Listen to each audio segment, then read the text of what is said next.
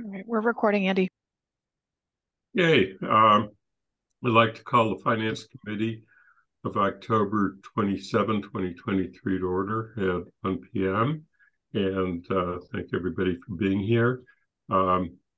This meeting is being held as a virtual meeting by Zoom.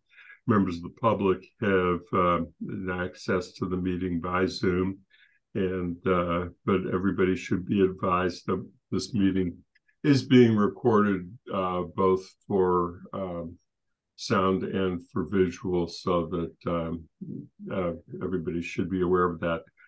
I will go through the committee and check on attendance and make sure that we can hear everybody and everybody can hear me. And I'll go alphabetically by last name. Anna, Stephanie. Present. Okay. Lynn Griesmer. Present. Bob Hegner. Here. Matt Holloway. Here. Bernie Kubiak. I'm here. Kathy Shane. Here. I'm here, and I think then Alicia's the only one who we need to. She is going to join us shortly. Okay. And I don't know if we have anybody in the participant list who's a member of the public, but the first item that we usually try and get to fairly quickly is public comments. So we need to find out if there are any members of the public who are present at the moment, and I think that there are two. So with that said, I would move immediately to public comment and offer those members of the public who wish to do so to offer comment. Time it specifically, but I'm trying to limit it to 2 or 3 minutes, but it can be on any matter that is relevant to the Finance Committee, whether on the agenda or not. And we'll start with Renata, if you could bring Renata Shepard in. Okay, so please identify yourself and what district you live in, so that we have a sense of it, and then please proceed with your comment. Hi, good afternoon. Renata Shepard from Justice Drive in Amherst, I think District 3. And I just called to urge you to consider the rental registration free proposals I submitted last week, and ask you to put yourselves in my shoes, as I represent lower income small landlords with non-owner occupied properties. And when the time comes to discuss property transfer fees, for example, I ask you that you include us in your list of exemptions. Low-income property owners, investment or not, who earn less than $100,000 or $150,000 a year. Thank you. Okay, well, thank you very much. And we will be coming back to that agenda item later in the agenda. Will be after we do the reparations discussion, which will end the fourth quarter year-end budget report. So it'll be later, the third substantive item of the meeting. So Amilcar Shabazz, I think, is also seeking to join the meeting, make comment. So hi, Amilcar. Hello. Can you hear me? Yes, we can. So just very good. Well, go ahead, identify yourself and yes, sure. Amilcar Shabazz. I live in South Amherst, and recently completing work with the African Heritage Reparations Assembly. And I just wanted to express, in terms of some of the questions that I've seen regarding the AHRA report from the Finance Committee. These are some very good ones, some of which we, I think, did have deliberations on, some of them which we did not really have deliberations. But however we might be of help in reaching answers to some of these, we'll be glad to assist. One thing is in terms of the trying to model or capture what the costs might be relative to the needs of the successor group, particularly in terms of the concept of a town meeting of African descendant residents. I don't expect it would be a huge amount, but again, happy to kind of think through with folks what the number of hours might be of staff time, particularly if it was allocated from the Office of Diversity, Equity, and Inclusion, trying to think about the amount of staff time that might be required and then costing that out. I'd imagine there'd be some expectation there. And then the other thing is, while we as a group, AHRA, did have some considerations about expenditures during our committee, of which we worked with the town manager on that and received certain allocations to get things done, like the UMDI analysis of the Black census and UMDI's help on doing the survey. I don't have a full sense of what we limited our deliberations on thinking about what might be some of the costs with the successor group. One thing for sure would also be the question that I know you all have had a lot of deliberations on, finance as well as the town council, in terms of stipends for certain participation on certain town-wide committees. But again, we left that to the successor group to develop their sense of their needs and to put that forward to the council. So particularly on that one, we did have some deliberation, but pretty much left that as a future item of the successor group when created. So that's a little bit of what I could offer, and thank you for your time. And thank you for joining us. Appreciate it.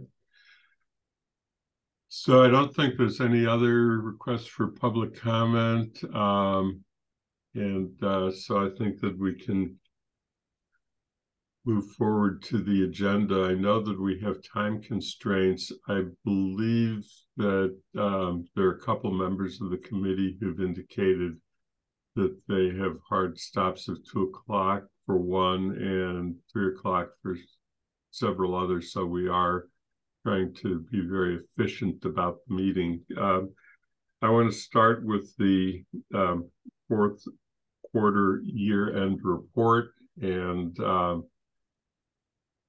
it is now on the screen in front of us, and we have Holly Drake, who's one of the acting co-acting finance director, as well as the person who, as comptroller, would put the report together. You don't need to repeat what was there, but if you want to give a brief overview and then give us opportunities for questions from the committee, I think it would be the best way to proceed. But Holly, why don't I turn it over to you? Thank you, Andy. Yeah, I'm not going to repeat a lot that's in here, and thankfully you'd all like to keep it short, so would I. So I'm just going to do a quick overview. Just to let you all know, I know that the biggest question on everybody's mind right now is free cash and what we are anticipating for free cash. So I just wanted to let you all know that I am working closely with our DOR reps. All the reports have been submitted. We've gone back and forth over the last couple of days with a few questions and clarifications, and fixing a few mistakes that I made. And we are, again, it's tentative, it is not certified yet, but we are looking at approximately $9 million is what I'm suspecting the free cash will be certified at this year. Give or take, again, it's completely up to the DOR and any adjustments that they make for receivables and money that has not come in yet that we are counting towards that. But right now we're estimating about $9 million. So it was a good budget year when it all worked out, but a very stressful budget year as it went through, where there were a lot of worries with departments going over budget, increased costs, salary and contracts that got settled in many departments. Electricity costs were up, fuel costs were up. There seemed to be a lot of equipment breakdowns and things that needed to be replaced that were well over what we anticipated and had budgeted for those expenses. So you will notice as you scroll down, Athena, if you can scroll down, actually, I'll start with the revenues because I believe the revenues are first on here. Um, this is, I believe it goes down to page 5.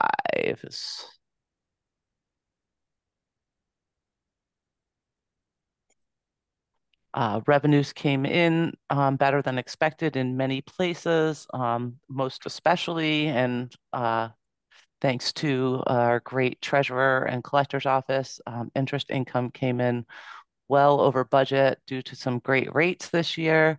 Licenses and permits were over anticipated revenues due to building permits, rental registrations, alcohol licenses. The Cherry Hill Golf Course came in well over budget in the revenue on the revenue side.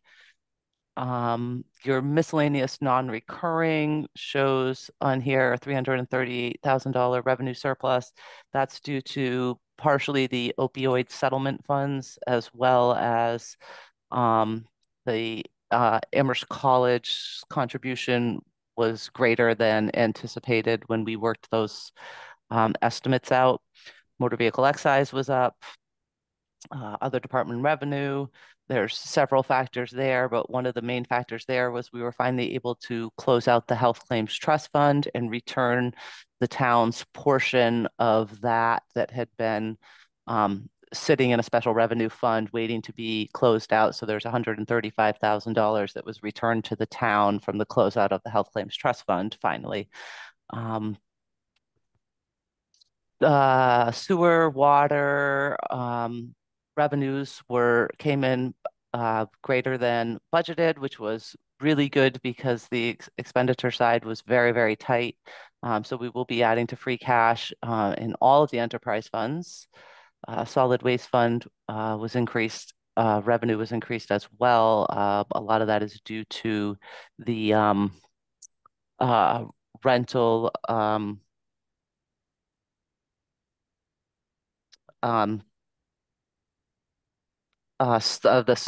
some funds that came in related to the solar. So if you want to scroll down to the expenditure side, again, I'm just going to, go over a few of these in just in anticipation of some questions.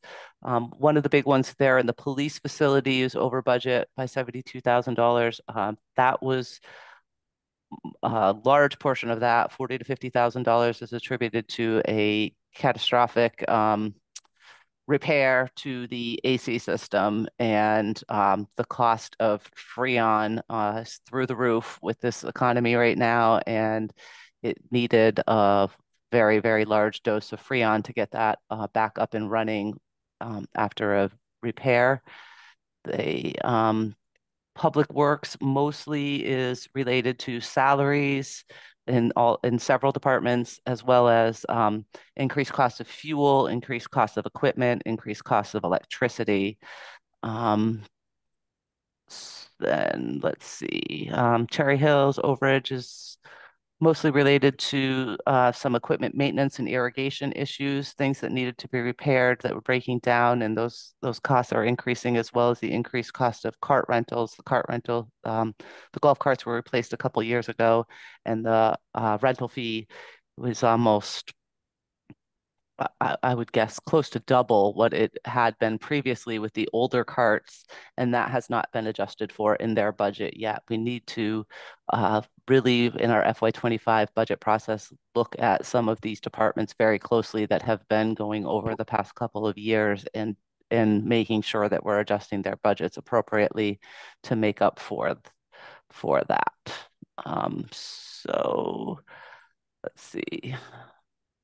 And Then the enterprise funds on the next page. I just wanted to point out that those were both very, very tight in the water and sewer funds.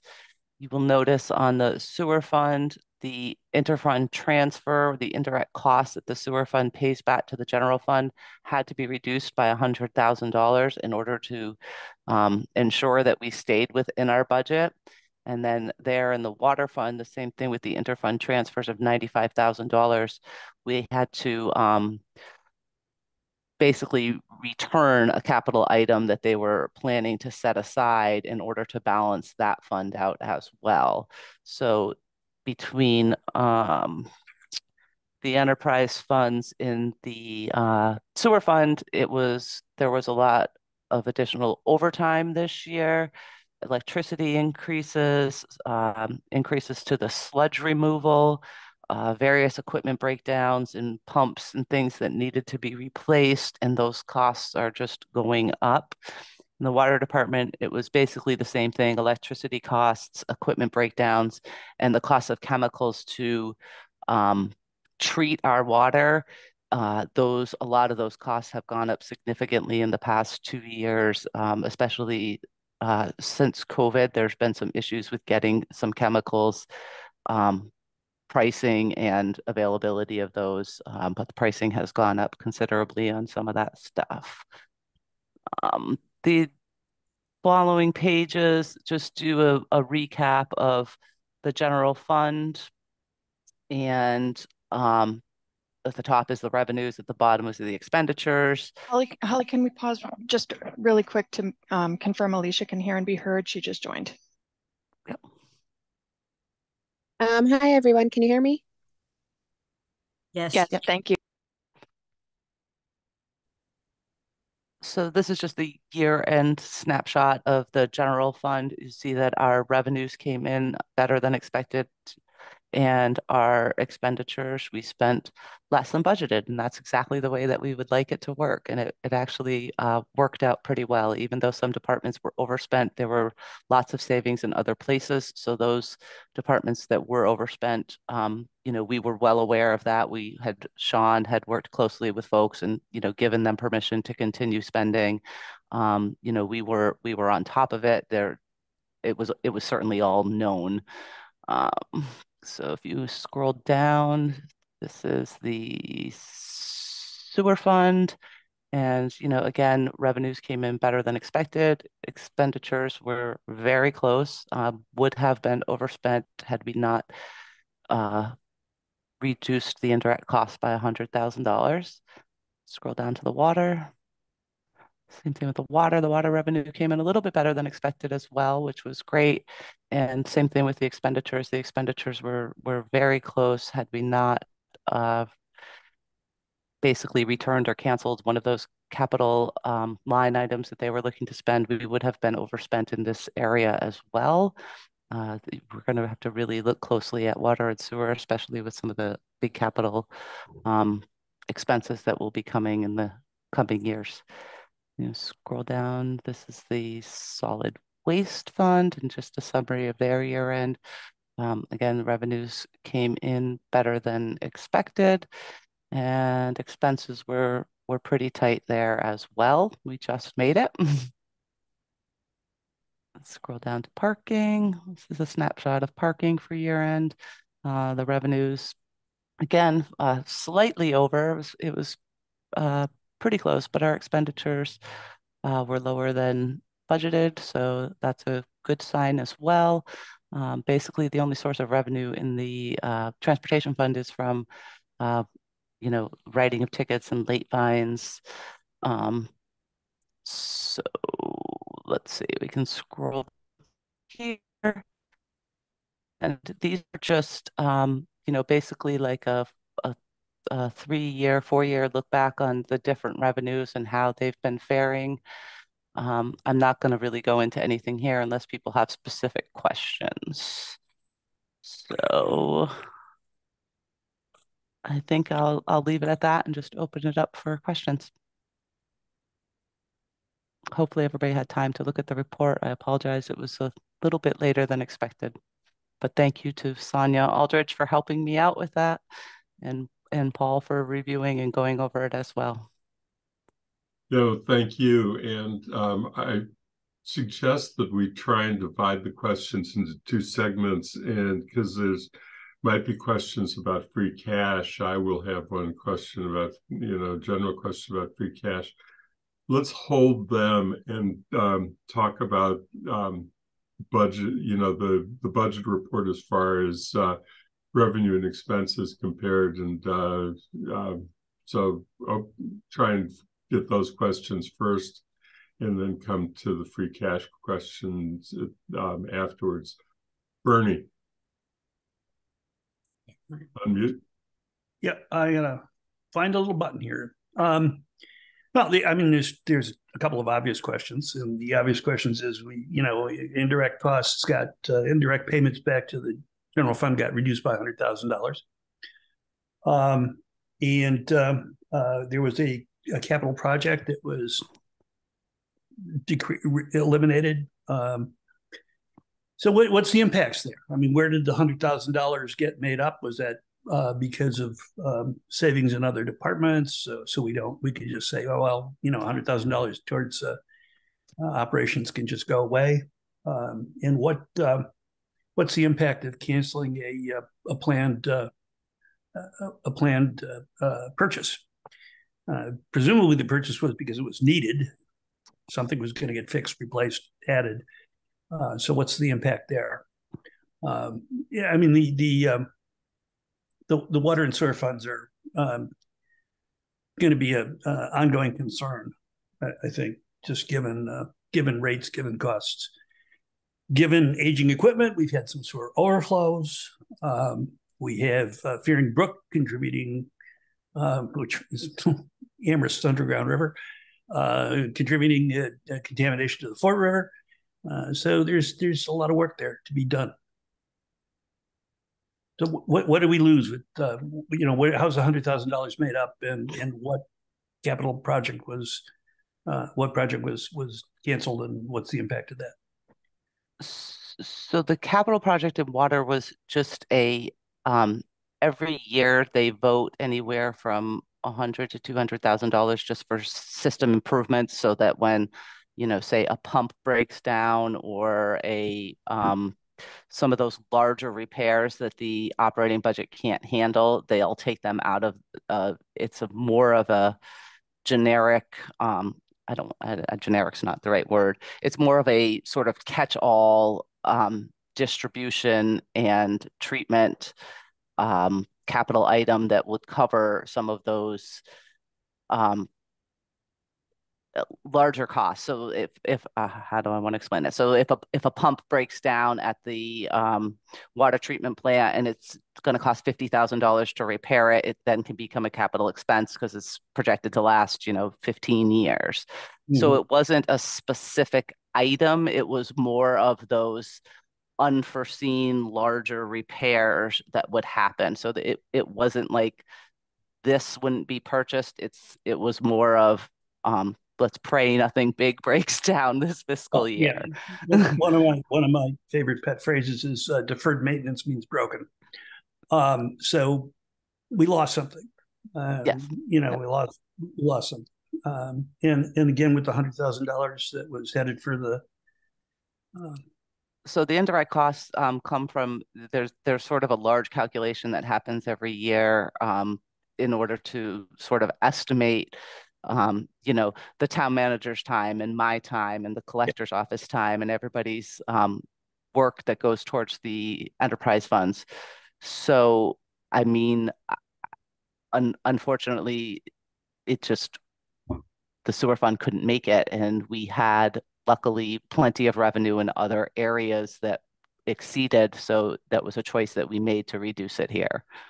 Yeah, I was curious actually on that same subject. How much did we add to retained earnings for the fund, and why was the decision made to add to retained earnings as opposed to reduce the amount that we were having to take away from the general fund transfer? because you cannot overspend the operating budget, the expense budget, and that would be an over expense. So I mean, we can't allow it to go over what we projected or we budgeted for our expenditures for the year. So I think that if I can jump in, I think the retained earnings came from the revenue portion, not the expense Right. portion. Mhm. Okay.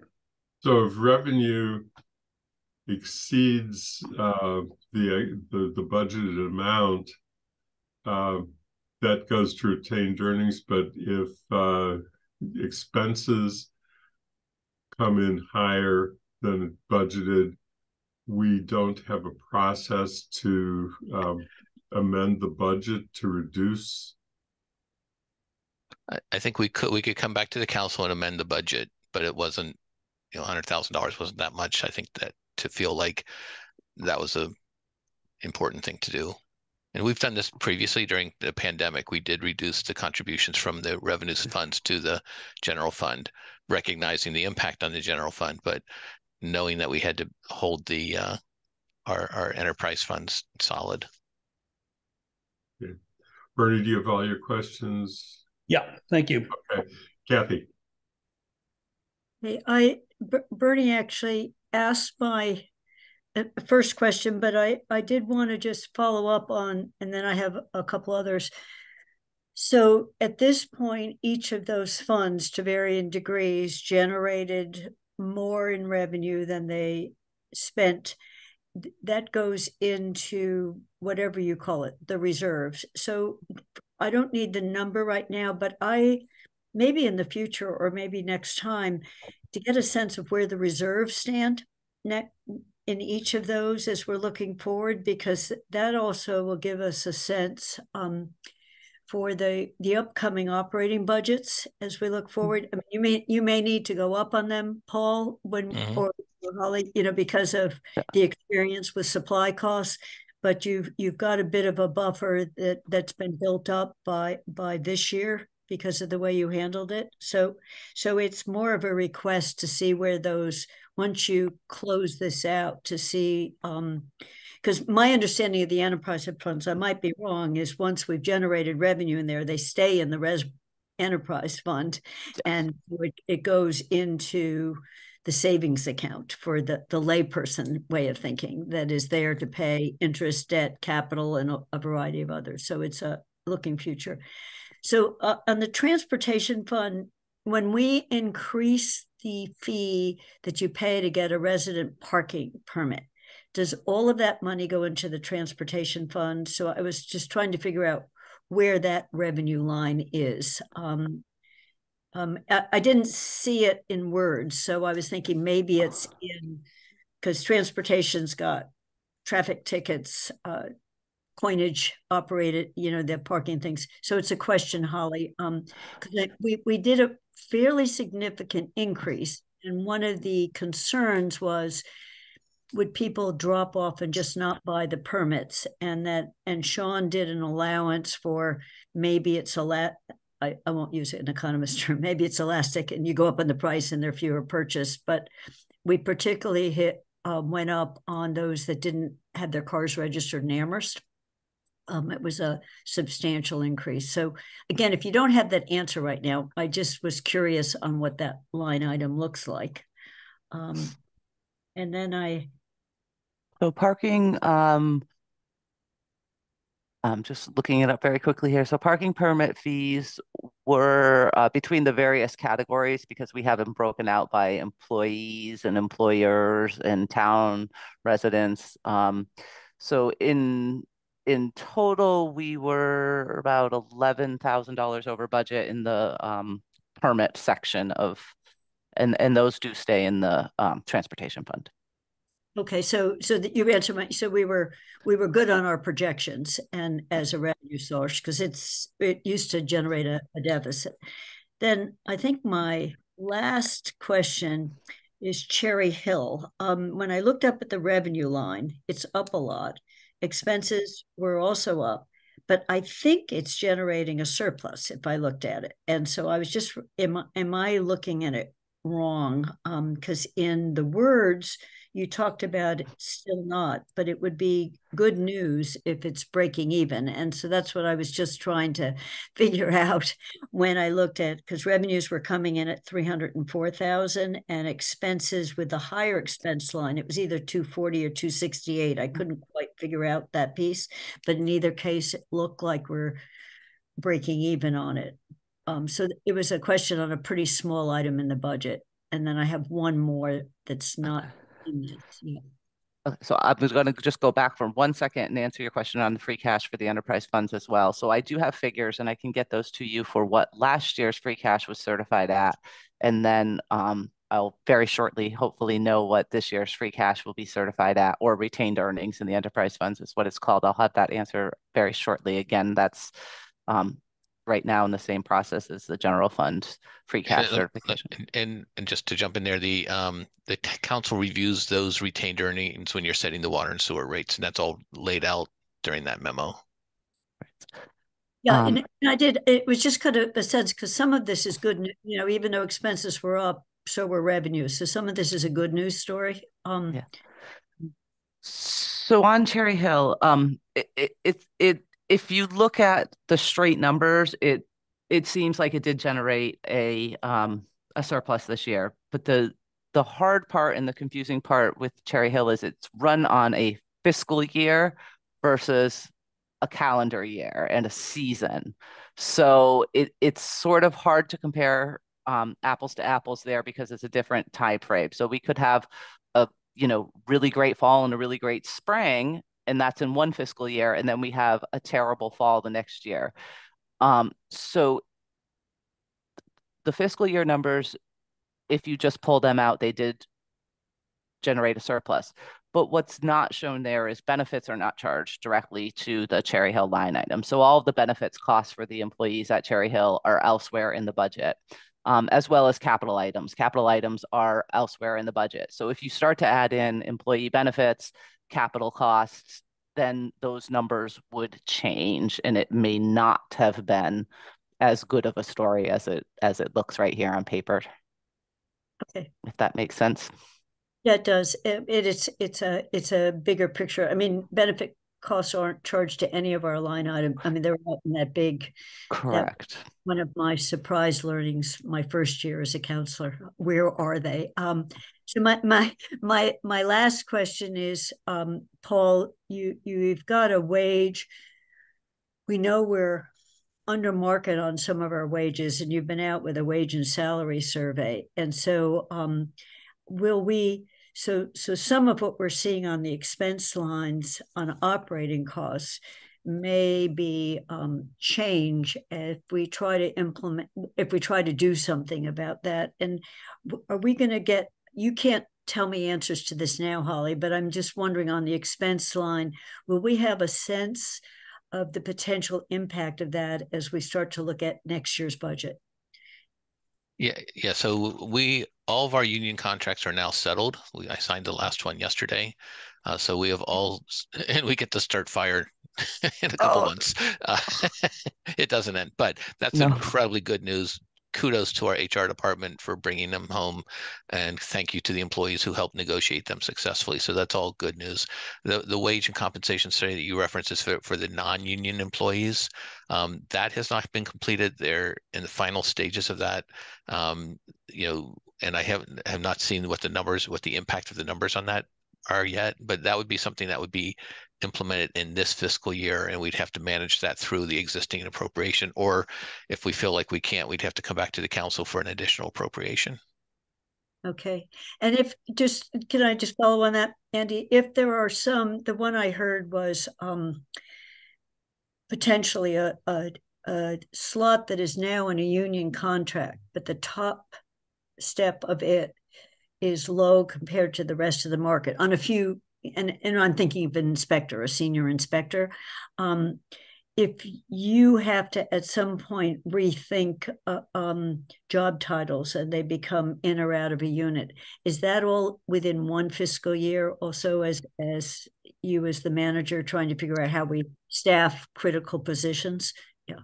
So, and it depends, and I know Matt deals with this a lot there, and Bernie, like there's breakage, when someone leaves, you hire new at a lower rate, so you get some savings there. So it's an overall picture that we look at in terms of like when we have to make salary adjustments for one reason or another, step increases, things like that people earn. We try to budget as best we can on that, but there's always some variability throughout the course of the year based on people coming and going, and there's a fair amount of inflow and outflow right now.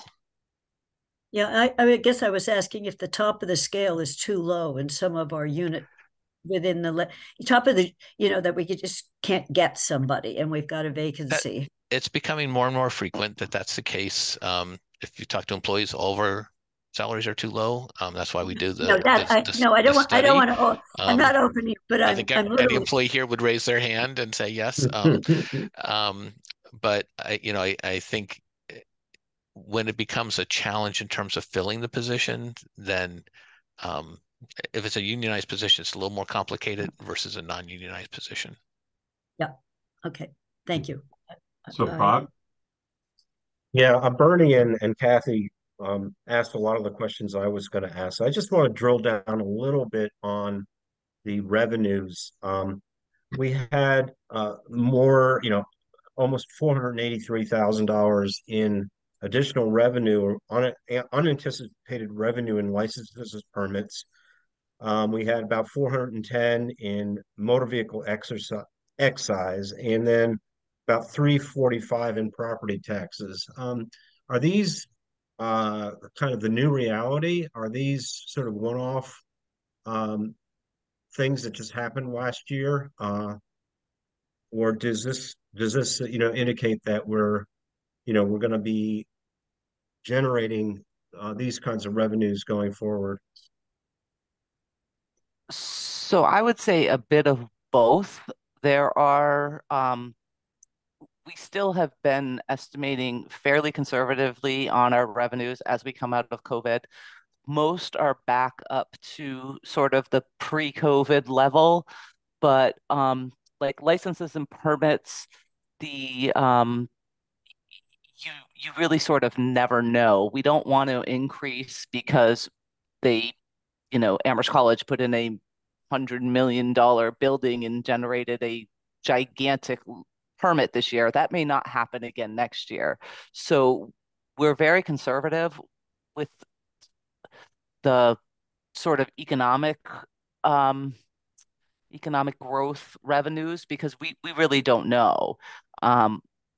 So in licenses and permits, that one has sort of consistently been high, but there's also just a lot of one-off things that we know we can't rely on every single year. Motor vehicle excise, again, you budget conservatively so that you make sure that you meet those things. Motor vehicle excise is one that may look at increasing. It's also difficult because with the cost of vehicles and the shortage of vehicles, if we go ahead and increase that this year and then not as many cars sell and not as many excise tax bills go out next year, then we'd be in a bit of a bind there. So it is sort of a combination of both. The town's philosophy has always been to be very conservative on our revenues so that we can make sure that we meet them, because if we don't, then we're going to be in trouble the other way around. So it is a combination of both. Property tax was the last one. Yeah. So property taxes. So what happens with property taxes is property taxes are budgeted for the current fiscal year. And then when property taxes on older fiscal years where, they may have been a lien against that property that finally paid off, or, people finally are just coming in and paying their old property taxes. So that is a consistent one because only the current year's property taxes are technically budgeted as revenues, and everything else that comes in after that gets added as a surplus, if that makes sense. Yep, that makes sense. Thank you. Matt. Thanks, Andy. Holly, oh my gosh. This is really fabulous, and I'm appreciative to you and Paul and the whole team for putting this together. And I also want to give acknowledgement that the finance director position is now posted. So that's all great. But this is a really great report. I appreciate the multi-year context, and of course, this has been a weird stretch economically, but it is good to see the revenues, coming up, up over projections, cautious projections. The only question that I'm sure I have other questions, but the only thing that I just wanted to hear sort of about is this the debt service piece that's 41%, which I know is related to like a moved payment for the library. So I mean that's almost 1.2 million. That's a pretty significant chunk that is showing up right now as into free cash, whatever you want to call it. So but that payment then, did that slide right into July? When did that payment move to, and is that going to affect this coming year's budget? That's a little bit difficult for me to answer. So we are anticipating, again, the treasurer and myself will be working out debt payments for the following year, but there is a debt payment scheduled for next fiscal year as well, which has already been it budgeted, or well, hasn't been, but it will be budgeted for FY25. Yeah.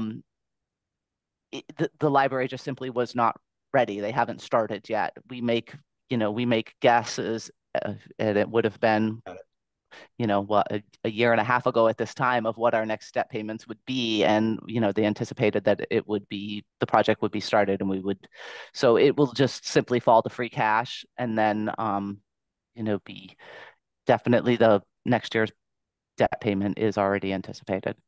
But this wouldn't cause some kind of a balloon on next year's payment. That's all. No. It just means it's going to go out an additional fiscal year. So if it was supposed to be paid off in, 43, it'll now be paid off in 44. Got it. Okay, great. That's great news then. Thank you. Lynn? Yeah, I want to second Matt's compliment to you and the team for getting this together and having this meeting with us. It's really helpful. I have a couple of questions. One is building on the question regarding debt payment. If we receive money, for example, for the library, and we're not spending it because we don't have bills to pay on it, are we investing that money while it sits with us until we have payments? Are we allowed to invest that money? And does the interest on that money remain with the project? So currently, we have the grant, the MBLC grant for the library. And yes, that does earn interest. That money, all of our idle money is being invested very wisely by our treasurer. You'll see that with the interest income. It was amazing this year. I've never seen that in my 24 years here, ever. So the MBLC grant does require that it earn interest, and it does stay within the project. The debt money, that is the reason why we didn't borrow, is because we didn't have those expenditures. So that there becomes an arbitrage issue when you borrow and you are sitting on the funds. So it may or may not earn interest depending on how long it sits in your account is the quick and easy answer to that one. But we typically don't borrow until we know that we are going to have those costs. That's why we didn't make that payment this year, because we would have been sitting on that money for far too long. And I'm asking this question. Answer? Yeah. Did you have more you wanted to add to that, Paul? No. Okay. The reason I'm asking that particular question is because one of the large misunderstandings about capital projects, particularly in the first couple of years, is that if we authorize a debt level, that we go out and we borrow that money that day, and we're paying interest on that money from day one, and that becomes a huge amount of interest. And the reality is we don't borrow the money until we need it to pay the bills.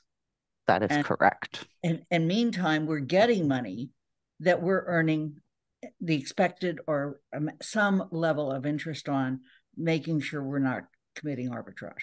Okay. I'm asking that question for public purposes more than anything else, is the understanding that if we authorize 30 whatever million for a library. We're not going out and borrowing that today. We're borrowing only as we need money to pay the bill. Yes. That is correct. And as an accountant, comptroller, previous comptroller, and we would never allow them to borrow that money right up front because it creates so many accounting issues for us. It's crazy. My second question is, do we have any evidence that the increased parking fees have led to more increased people registering their cars here, and therefore we are getting more excise tax? I can't answer that question. I would defer that question to the tax collector treasurer, Jen LaFountain. I don't really know the answer to that.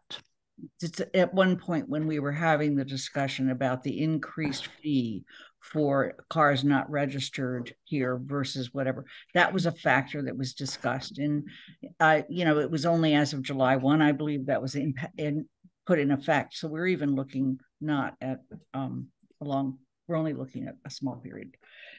Yeah, it would make sense, but I wouldn't have that evidence. I can check with Jen. Right. And then my other question, it goes all the way back to solar rental.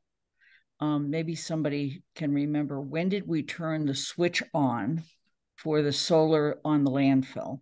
And therefore, how much of a year does this fourth quarter represent? Len, you're asking whether we're getting a full year yet? Yeah, exactly. Did we turn the switch on, and is this a full year of solar rental? And it'll just be curious to know whether or not we can anticipate additional solar rental above this amount for next year.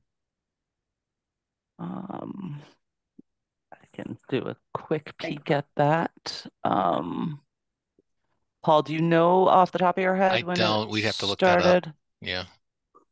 Let's try to think of it. It's a question that we don't have to know today, but I just want to. But it will.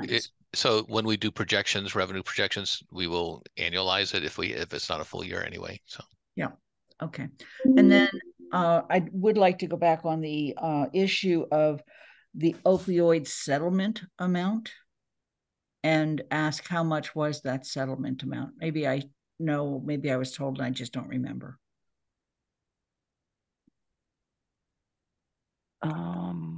I can find that relatively quickly as well. I believe it was 164,000, I want to say. Our first payment, 162,000 was received in FY23.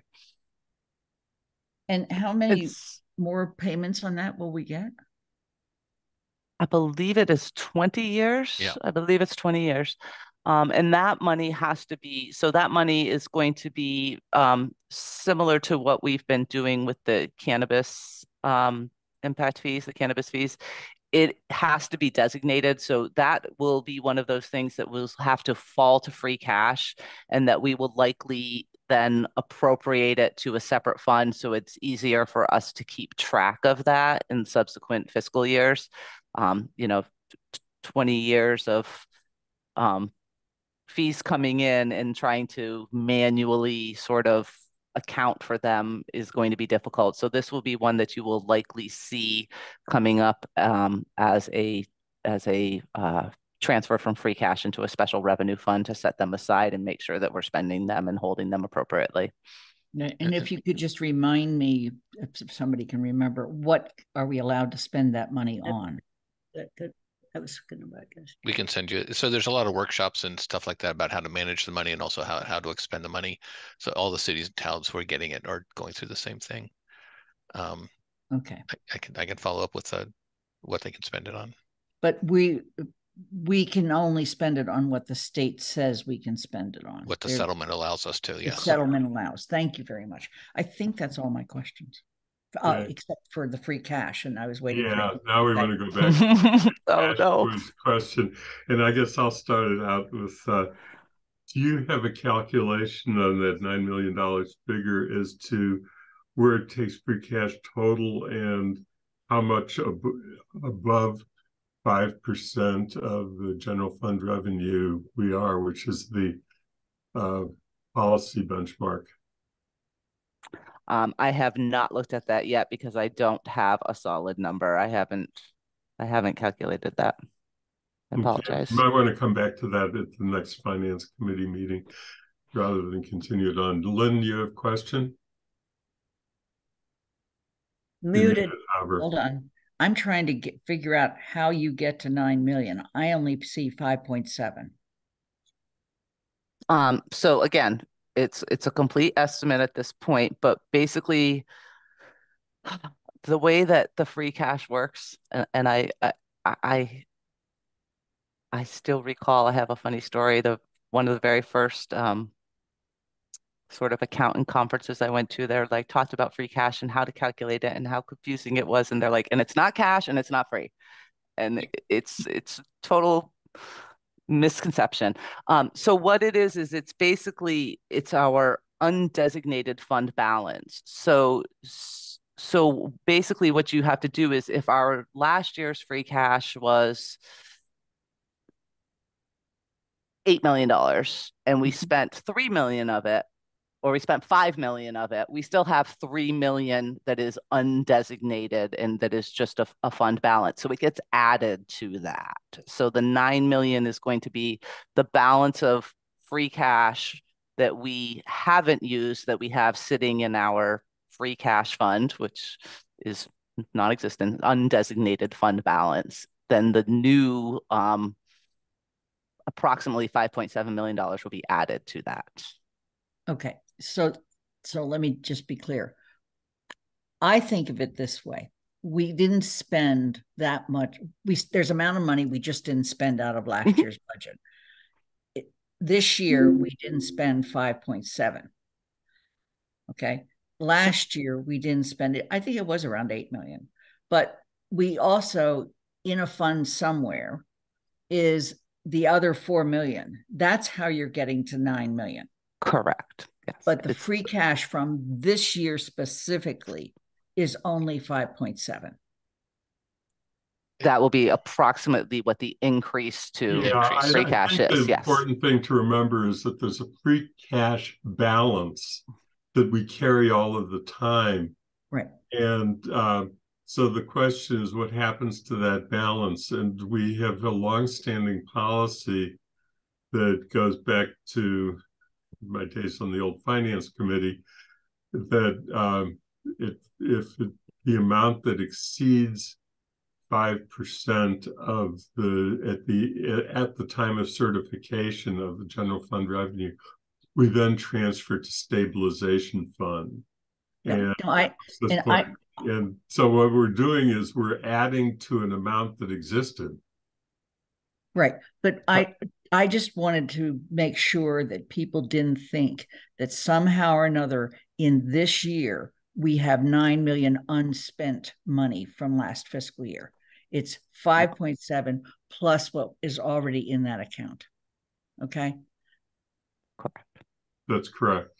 Okay. And it's not a very significant difference to think that somehow or another we're now $9 million richer. Are out there, even though we could spend it all. I understand. And again, just because those reports show that we have a surplus of 5.7 million, it doesn't mean that's exactly what's going to get added to our free cash. If we have an outstanding receivable that hasn't come in, say we overspent a grant and we haven't got the money back from the granting authority yet, that may reduce our free cash. If we have other funds or other accounts that are overspent at year end, that may reduce our free cash in this year. And then if the money doesn't come in till this fiscal year, it sort of will get made up in the following. So just because it's 5.7 doesn't mean that's exactly what will be added to our free cash. There's many factors that go into it, and the Department of Revenue has to certify that and do those calculations, and they'll tell us how much of that 5.7 can be added to our free cash. So the reason the statement in the very beginning, in my mind, is it at this point though uncertified, it looks like we have 5.7 million from this year's budget that will be certified as free cash. In addition to that, we have X amount already in free cash, so that we're not misleading the public about, because believe me, they're standing in line already. Okay. Yeah, but it's not free and it's not cash. Yeah, Right. and while we're on to clarification, then I see two other hands up. The policy that we have is that once we've determined the amount that can be transferred from free cash to stabilization, the first goal is to make sure that the general stabilization fund remains at 5% of the general fund revenue, and that the next segment, we have made a policy, I think it's in the next 5%, goes into the capital stabilization fund, so that we have established policies that we apply, and that the town manager then applies as he is working through his recommendations. Kathy.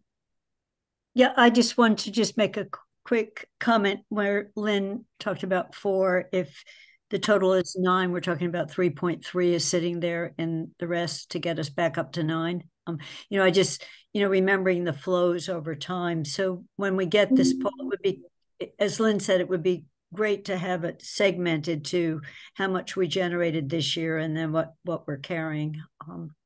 So that was my question. And then are we anticipating that once we get it certified, that Paul, you will give us some, here's what you think are possible uses of it, and then we'll have a discussion of that? Yeah, so when we get it certified, we're hoping to get it done. I'm not sure what DOR's schedule is like. We hope to bring a menu of orders to the council for your review, hopefully in your first meeting in November 10th, I think it is. But it all depends on getting free cash certified. I mean, the amazing thing is that we got it into DOR, and everybody's putting their free cash certifications in at the same time. So it depends on when they get to ours. But yes, that's exactly what we'll do. The meeting's November 13th. November 13th, yeah. Yeah, November 10th is a holiday. I have to duck off, y'all. I apologize. I have a prior commitment, but thank you. Yeah, thanks, Hannah. Matt, then we can move on.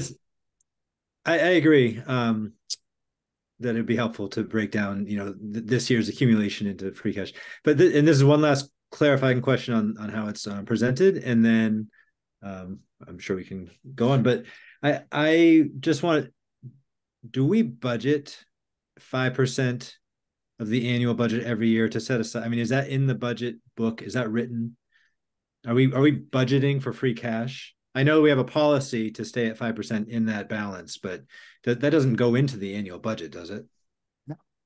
Okay. No, your revenues have to basically equal your expenditures in the budget. So you assume you're going to make exactly what you well, you don't assume that, but it is not part of the budget process. It is probably why we budget as conservatively as we do, so that we can make sure that we keep that stabilization fund and our free cash appropriate if right, anything were to happen.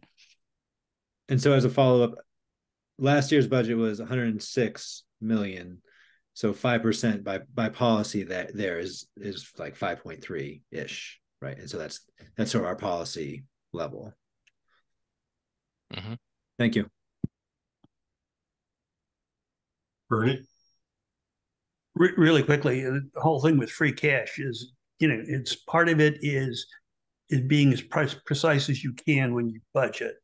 And the other part of it is just dumb luck.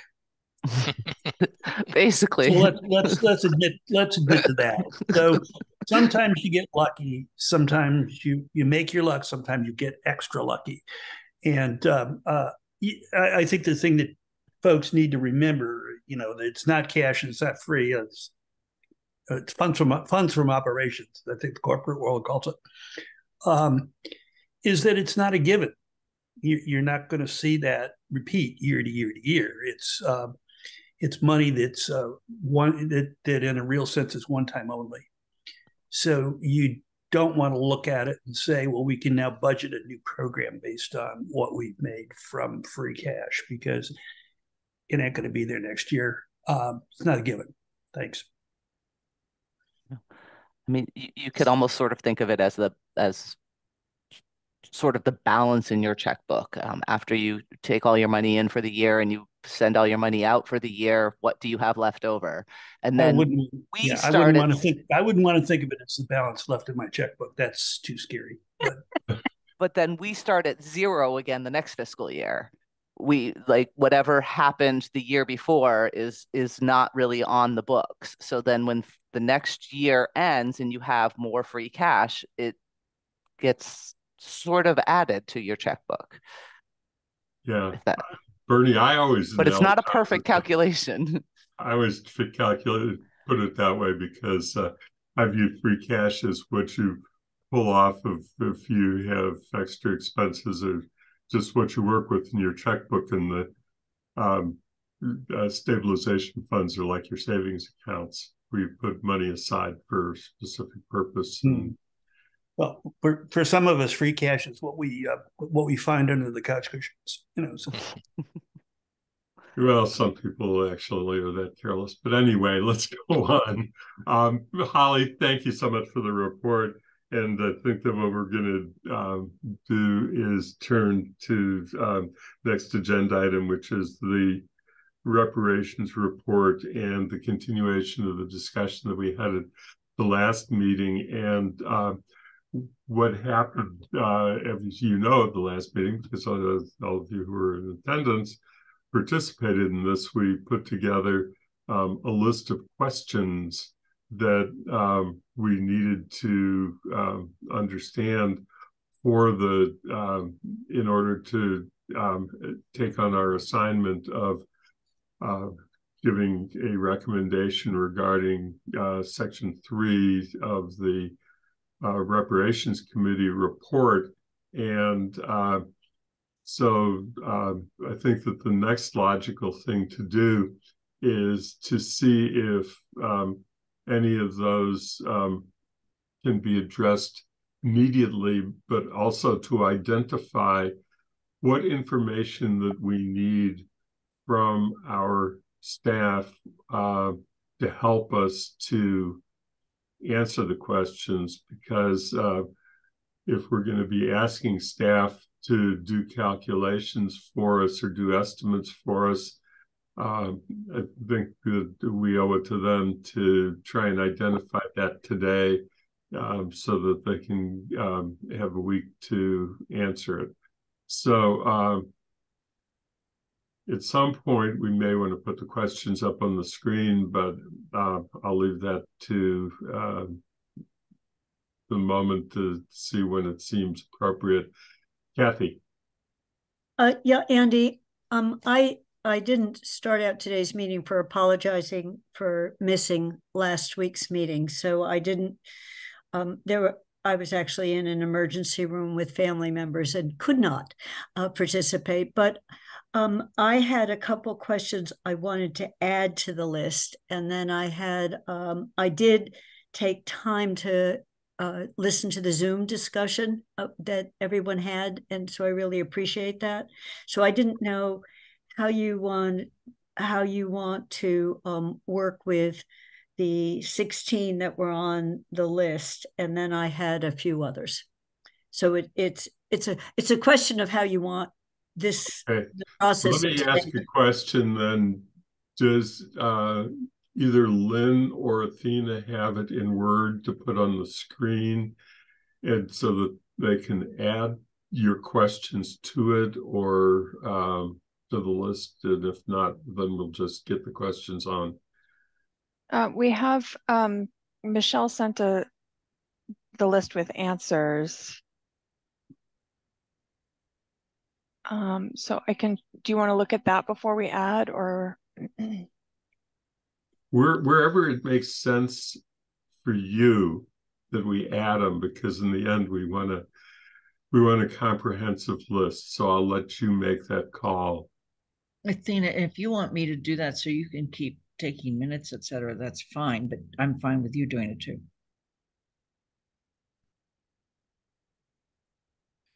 Okay, we can add to this list and then come back. We can add the answers. Michelle, if you have the answers in Word, I just don't have those in Word, so I can't mess with that right now. Sure, I'll send that to you right now. So, Kathy, I'm going to turn it back to you because you said you had some additional questions to add to the list. Yeah. And I think some of these, there is one we actually asked that I didn't see on the list. There was a question of I know it's there. How much is in the fund now? Okay, so we've been thinking. It's often been referred as an endowment fund with the build it up to 2 million and then spell the interest. My question is, we don't have to think of it that way. So it was, we can think about it as a fund that has a stream of revenue from the cannabis taxes each year, and then on an annual basis, one could make a decision on how to spend it.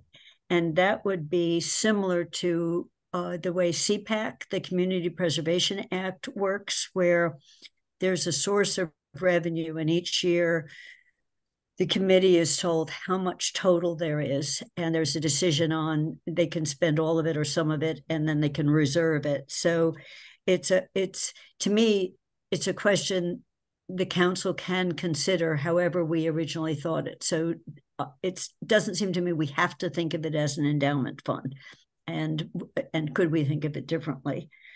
So that is, and yeah, Lynn, so I don't know whether I was clear on when it, there's a revenue source that's coming into it that we designated up depending on whether we have the money each year. And so what I say is that's similar to CPAC. They get a surcharge off of property taxes, and then the state puts in some money, and that's how much the money they have to spend. And then there are reserves. They didn't necessarily spend it every year, so you can build up reserves. So that's a question that I'm not thinking that Michelle and group have to answer. It's more of a philosophical question that we could be answer. And then my other was, in listening to the discussion on what if we got donated funds, whether others in the community or elsewhere wanted to put in money. We did, Andy, you were on the committee with me on the percent for art discussion. Sonia had told us there was a way of the town receiving gifts, especially designated gifts. And I think those funds could be merged. So it could be, this is the fund that they would go into.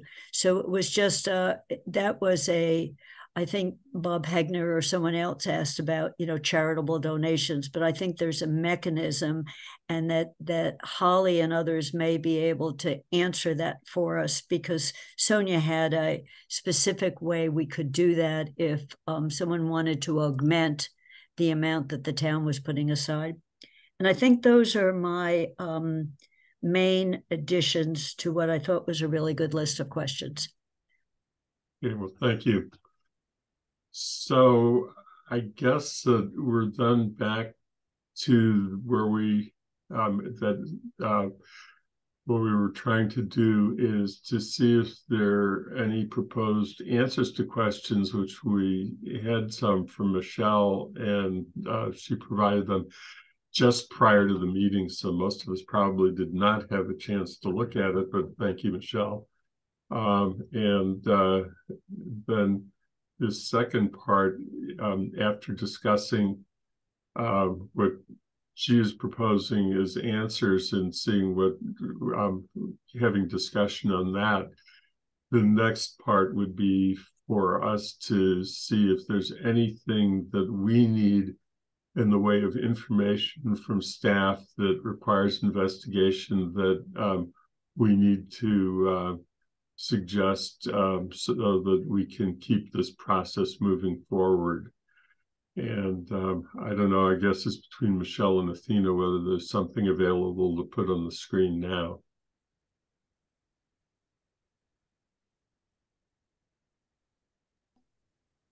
Would you like me to bring up the answers? If you have it, and then is Michelle going to speak to it then, I believe? Thank you, Andy. If I'm being recognized, then I will first just wanted to say that while the two actions that have come through the council from the recommendations in the report are in separate committees, I think there's a lot of intersectionality. And so it is, I think, important that somehow the body, GOL, that's looking at the successor body, and this body that's looking at the acceleration of the fund and the fund in general, that they be somehow in coordination as much as possible with the limitations of open meeting law. So I don't know if Athena might be able to offer us some suggestions on how to do that, but I think that it would be worthwhile for that to happen. For example, GOL is working on a list of questions for KP Law. And so if we could have those questions combined with any questions that are coming from this committee, I think we would be more efficient in our process of moving this forward. So I could quickly, if you want, Andy, just go through my perspective on these questions, starting with number one. I think this is a good question. I'm not clear how the endowment here would be differentiated from another reserve fund, but it's certainly a good question to ask. A quick Google search tells me that there's no limitation on a municipality having an endowment fund, but I'm certainly not a lawyer. So I think that would be a good question to ask. And for number two, so from our perspective, our recommended mechanism is for the successor body to provide the council with annual or biannual recommendations for whatever the allotted funds may be at the end of this process. And that would be following consultation with the Black community. And then those recommendations would be voted on by the full council, and positive votes would initiate the process for the manager to create the financial order. And that's how I had always thought about it when we've had previous discussions about how we would successfully have a recommendation be brought through the council for approval. Okay. When you, why don't we pause and see if there are anybody who raises a hand on either what you said about question 1 or 2, and then we'll recognize those people. And if not, have you gone to 3? So anyone from the committee want to raise questions about Bob? Michelle, I just wanted to clarify on number 2, there will be some amount that is recommended to be spent each year. The follow-on committee will, the successor body will propose that, or will they propose, here's the minimum amount, here's the maximum amount? I mean, is it going to be like we want to spend this much, or is it going to be, we could spend any amount? Which ones would you approve? I think that we are clear in our report, and this comes up again in another question, that what we would like allocated on an annual basis is $100,000. And that would be used by the committee based on the recommendations that come through from that consultation process with the Black community. So it would be limited to a number. We are asking for $100,000, but whatever comes out of this process would be that number, depending on what option is chosen by the council ultimately. Thank you. Kathy? Andy, I just, on this topic, I think, Bob, I think this is, at least from my view as a counselor, I think this is now with the counselor, and that's one of the questions GOL is going to, what is the charge to the community? What are, including, there's a fairly long list of potential ways to use the money. do we narrow it? Do we add to it?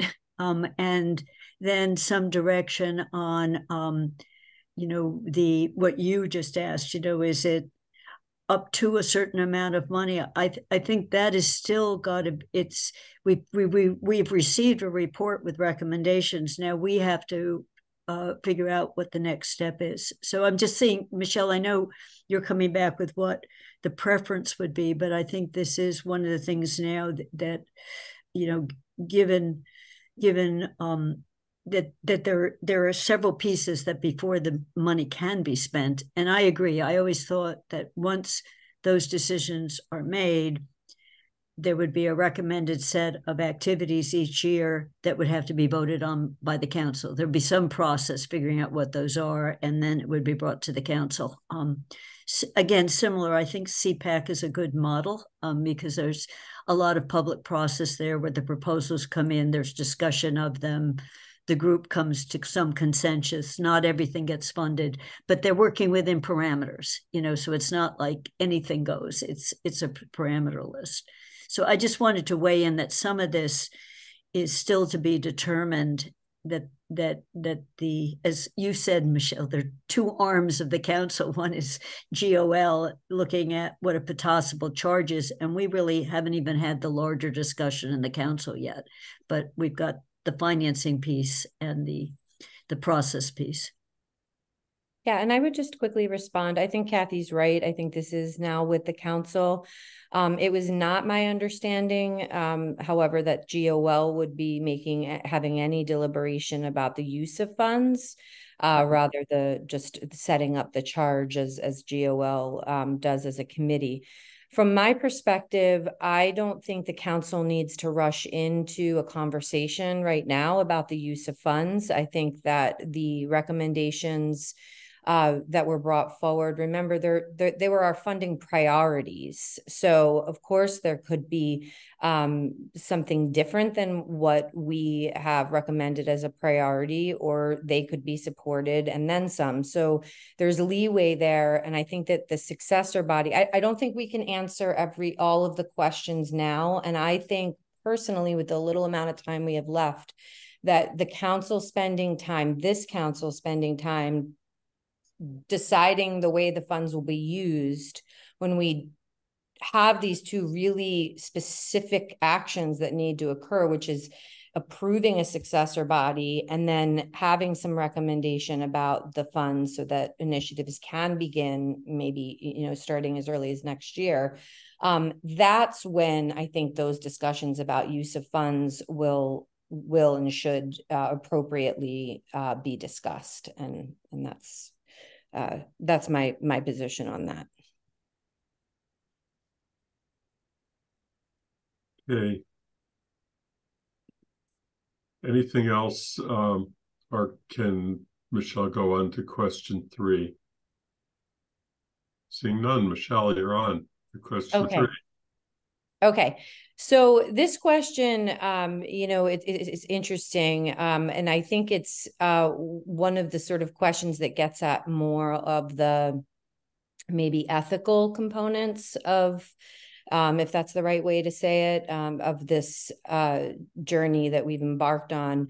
I think that while it may be effective for us to channel the funds through another department or committee that has similar goals as have been identified by the harm community, I think that unless explicit direction were given to those committees, it could potentially undermine the integrity of reparative justice, which really holds that the harmed community, it has autonomy over the repair. So my concern would be is if we say, put a third to the recreation department, a third to the housing trust, and a third even maybe over to the Chamber of Commerce or something. So that was the business grants, and those are examples. My concern would be that would really take the funds that have been allocated for reparations out of the hands potentially of the Black community. And I don't think that would be appropriate without offering explicit direction. I also think it's important to recognize that, again, these were funding priorities that we came up with based on the consultation process that we had, but this is an ongoing conversation. And that's why I really urge us to slow down a bit on that piece of things right now and simply focus on setting up the mechanisms, and then we'll sort of move to the larger questions of the use of funds and eligibility. I see Bernie's hand, so I'm not going to go on. Yeah, I think I'll turn to Bernie. I had a follow-up question, but I'm going to let Bernie go. Bernie?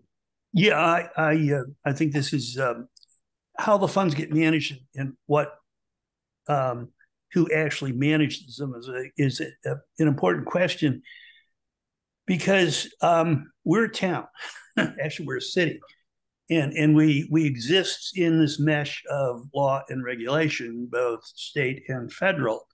So there may be prospective uses of these funds that folks really want to see that we can't do. So I think Michelle's caution about taking some time to parse through this is a good one, because there'll be some gray areas and there'll be some bright shining red lines that we may not be able to cross.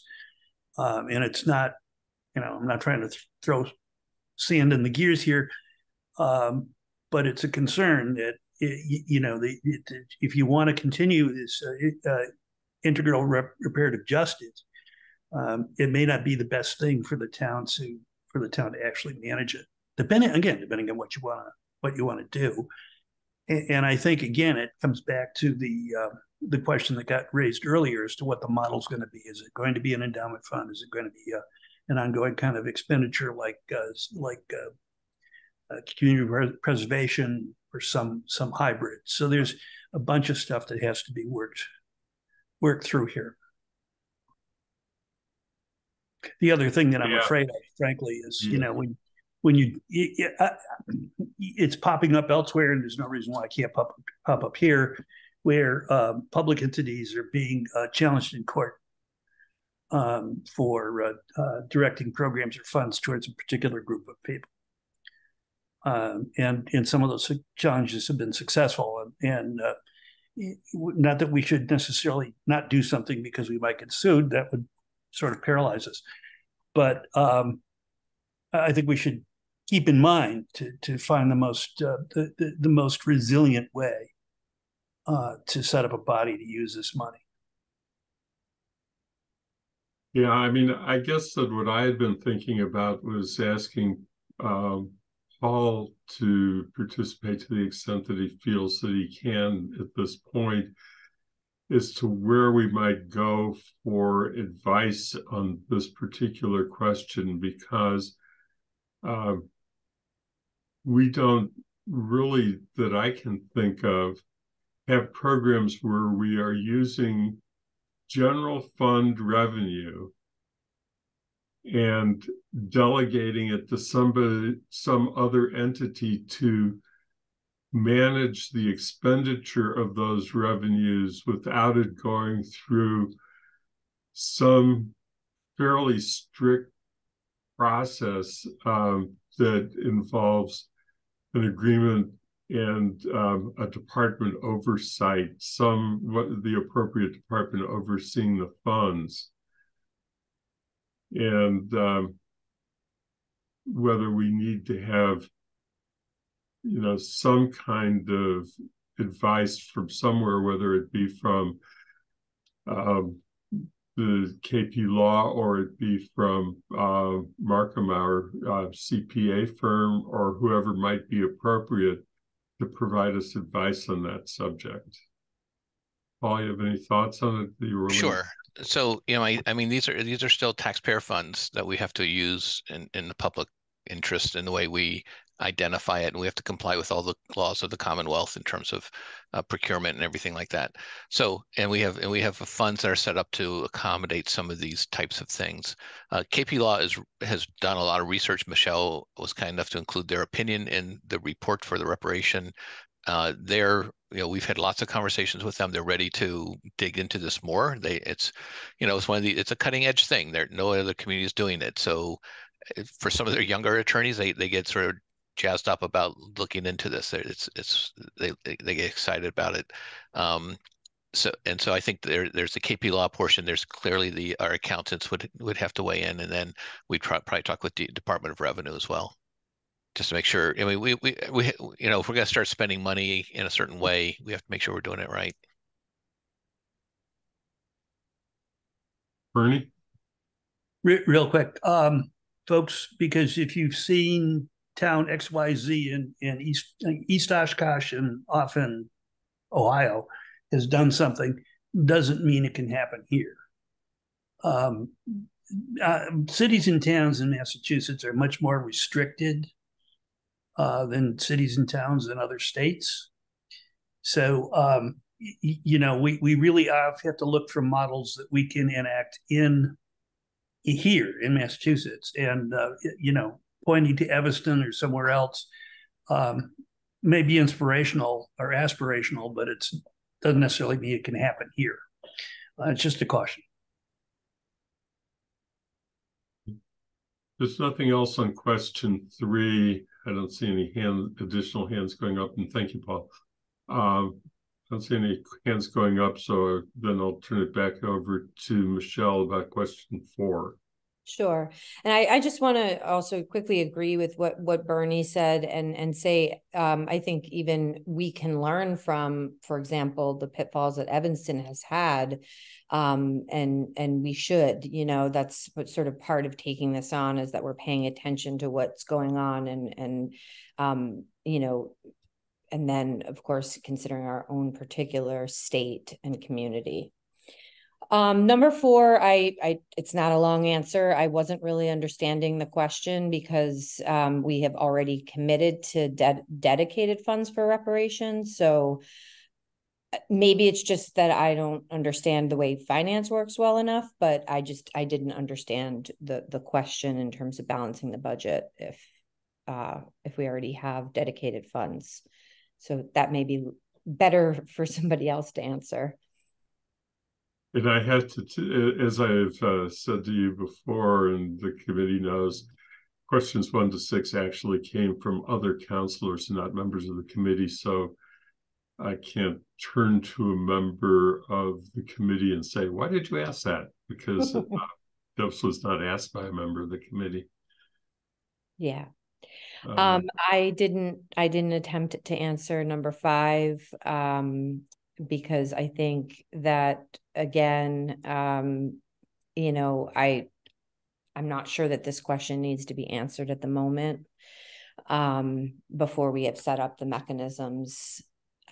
So we can go on to number 6, unless, Andy, you wanted to pause, or I could just get through this. No, keep going. Okay, great. 6, I think this needs modeling. I think this is the work that we really need to be looking at right now to continue with this discussion, is to see how those 3 options look on a model. And then I believe that with that information, this committee will be able to make a really solid recommendation to the town council. So I recognize that takes staff time. And if there's any way that I can be helpful in that process by providing information, Paul, please let me know. And I think number 7, we already covered. And just to say that $100,000 that we are requesting was based on a 5% spending policy for the fully developed $2 million fund. I didn't get beyond that with the time that I had this morning, and most of the rest of the questions I thought were going to be covered in some of the modeling and things like that would happen. But I will try to continue on, especially I want to get you the information about the Friends group and the information that we gathered about private donations and how if they were put into the gift fund, which has already been set up by the town. There is a gift fund, and I think there might even be some money in it. How, I think one of the legal questions that we has for the public funds in place, if that money is in a gift fund of the municipality, and would it make more sense for the Black community to have more agency over private donations that may come in and not be held to the limitations of the municipality? And I see Lynn shaking her head with some experience in that realm. Yeah. We don't want to accept money that we then can't give for the purpose that it was intended. That's my only, it's a yes, you're correct. Yeah. So thank you, Andy, for giving me the time to answer these questions, and I'll keep trying to work through the rest and over the next day or so. And like I said, we'll be compiling questions for KP Law for GOL as well. So I think there's going to be some overlap here. So I'll turn back for a second to question 6, and then try and turn this back to the committee a little bit with the question of what information additional to what we've already talked about would you suggest that we need to be asking members of the staff? And number 6, you're correctly pointing out, requires that we get into looking at the models more closely. But I had actually started to raise the same question at the last meeting, if you watched the recording of the meeting.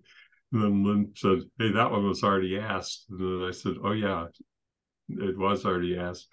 But the reason that I had thought about asking it was really just to get us thinking about the question of what are our commitments that we need to make with the available funds that we're going to have, and as we transfer free cash, and how are we going to assess that? And I was thinking in 2 terms when I suggested the question, and then it got merged into just with 6 and not asked separately. But we do know that the capital stabilization fund was a minimum recommendation, that when we get around to the question of what we need to have the capital stabilization fund to do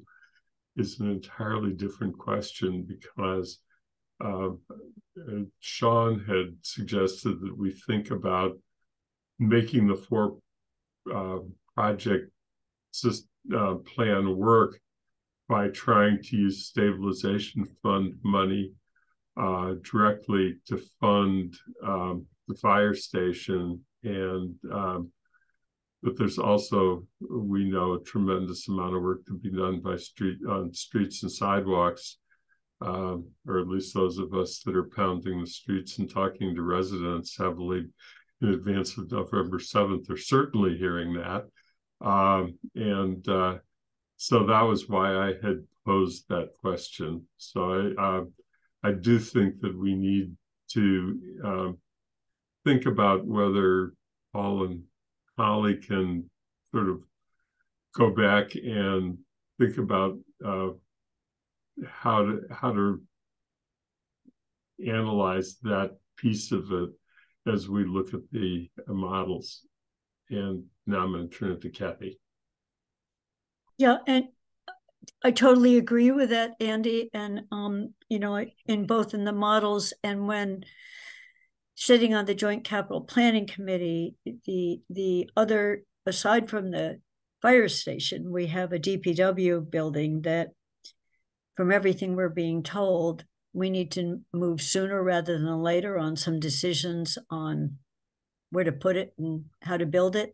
And the debt service on that one of the ways Sean had it work was start to draw on some of the general stabilization fund if needed when the debt service for a couple big projects are working at the same time. You know, we had that line that said, we don't have enough money, but we can draw down. And he said, you can draw down to, and then we had a bottom that we can't draw down anymore. So we were tapping into not just the capital stabilization fund, but the general stabilization fund when two big projects were running at the same time within limits. So it's an interactive six, that question 6 and 7, you know, anything that's pulling money out of those places is all interactive with some fairly urgent needs. And I think we all need to be thinking about that, which is why when the 3 options came in, Michelle, I always liked the middle one, which was spend as you go, is another way to think about it.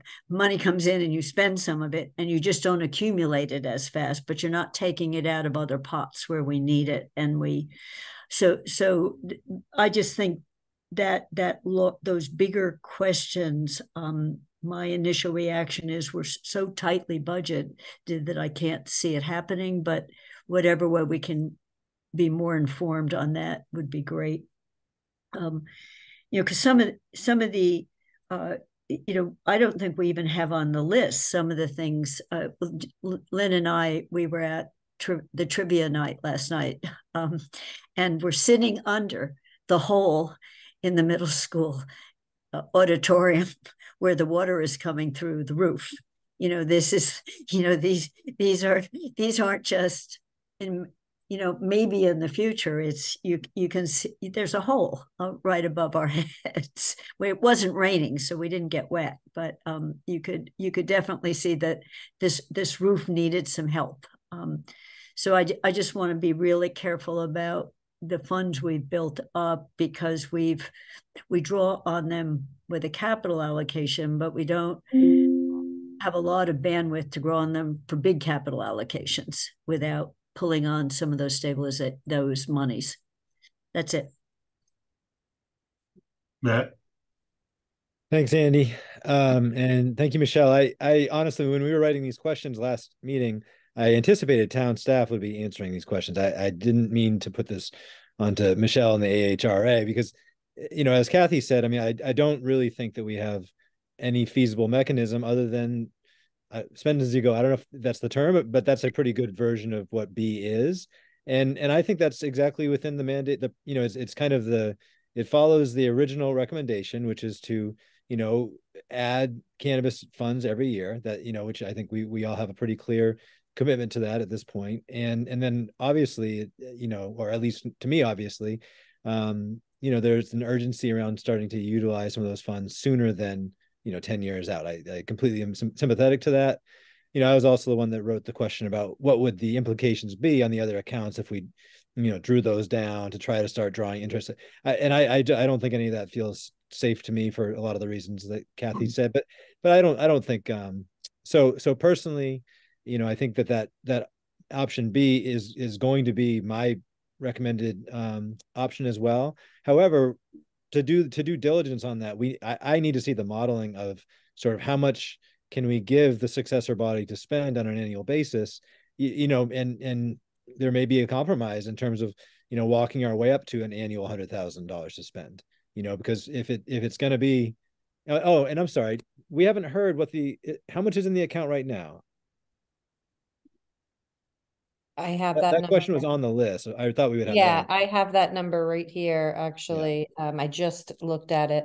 It's 300. As far as I know, it's 345,101. And yeah. that's what I have. Does that sound right, Paul? Around there. Look into Holly, but you're muted, Holly. I said if you give me 1 second, I can verify that. Thank you. And that's around what I would have expected. I'll wait for Holly to get the actual answer. So, you know, I think, as Michelle said, I mean, our job is to make a recommendation out, and we kind of need to see. My thought is that there might be a couple different models within option B, And you know, I don't know how much of detail finance needs to own on those things, but I think I personally would need to see, or would want to see a few models of how that sort of drawdown versus spend now is going to work. You know, in terms of making a recommendation. So anyway, but I appreciate the responses, and I'm guessing Holly has a number because she's quick.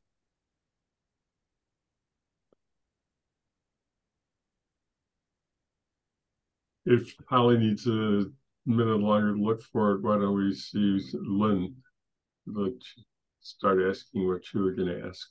Yeah, I think Matt's provided a perfect segue into where I was going to go, which is now let's look at page 17 and 18 in the part 3, which is where the options are, option 1, 2, and 3. And so playing out a scenario, I think I wrote down about 105,000 this year. And people might have suspected why I was asking about the cannabis money, because I was trying to figure out whether any of that money could also be used toward this fund. And that's a question I don't think we have the answer to here. Cannabis or opioid? I just want to. Yeah, I hear that that's probably not the case. Yeah. So if you take $345,000, and the interest on that this year, and you spent half of that towards programming, and you add to that $105,000, and you take half of that toward programming this year, and half of it actually goes into the fund, and you modeled something like that, you would start out this year, whether or not it gets spent or not spent, you would be saying, well, for programming or for the purposes of directly working on the goals and achieving goals, we'll never achieve them, to just be honest.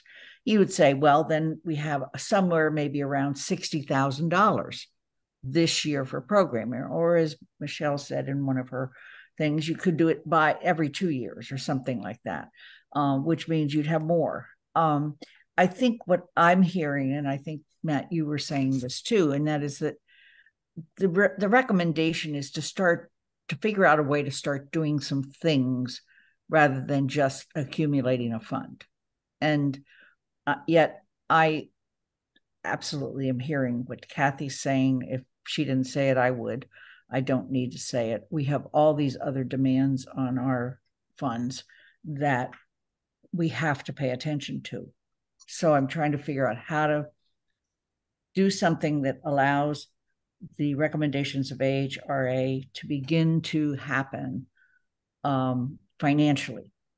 Whole other issue of how it happens is the part that sits in GOL. So that's what I'm in favor of option 2 at a minimum, but I'd like to see a model on that, say over a 5-year period or something like that. What would it look like? Because I really would like the council to support recommendations of AHRA beginning to be acted on. Thank you. Holly, did you have the number? Yes. So as of June 30th, the balance in the Reparations Stabilization Fund is $347,685. Okay, thank you. Bob. Yeah, I just wanted to add that, and Michelle, you don't need to weigh in on this now, but in order to do something meaningful, you have to have a minimum amount of money. And so I think that needs to be factored into whatever we model, like how much is needed in order to set this particular program up, or in order to implement this program. I think we need that information as well. Interesting question of Michelle, his response to it. I would wonder if it really is going to wait until we structure and appoint a successor committee. But Michelle, you have any thoughts on it? Yeah, and I think that's right. I think there's even a possibility, we're probably not going to spend a dime for 2 years realistically.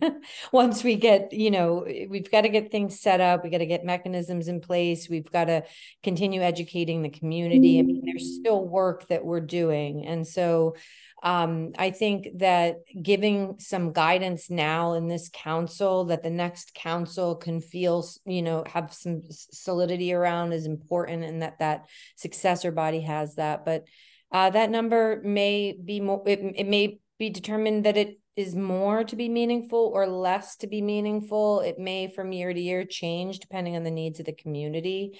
And it may be that we're so synergistic with some of the other initiatives that are occurring in town that, we figure out what those numbers are more easily than we even think. So that's my thoughts on that. Thanks for asking, Andy. Kathy? Yeah, I think I'll just build on both what Michelle and Bob just said, that if you think of that, the actual point that someone is making a spending decision is a couple of years from now, it will accumulate more. So Lynn, your modeling of, suppose 2 more years, we have this much as a base and it's earning this much and this much is coming in, interacts with what kind of things are we talking about spending on. And we've got this series of questions that can't be answered right now, that, if it was ongoing support for a service, then it's got to be every year. So it's an ongoing support. So if it was supporting programming in a daycare center or in a youth center or something, then it's every year is going to be a draw. If it's a one-time expense, and then you vary year to year what the one-time expenses are, and we're so far from knowing what that list might be. I think right now we just need to say, here's a feasible way of enabling those decisions. And especially if we think most likely 2 years from now that there's a bunch of process things that, so I just wanted to say that, some of the other, even the questions we had, I never expected you to be answering them, Michelle, as much as it's a framework for how we might, say, here's a funding stream that might support those decisions down the road. And Lynn, I thought that was helpful because I just immediately went to, okay, 2 years from now, we'll have about 500,000. If we can be earning 5% on it, and that's an if, and there's another amount coming in, the two combined can start to get pretty near the 100,000. And if you say you do that every 2 years, you're easily at that amount. So there's a lot of flow and spending kinds of issues involved in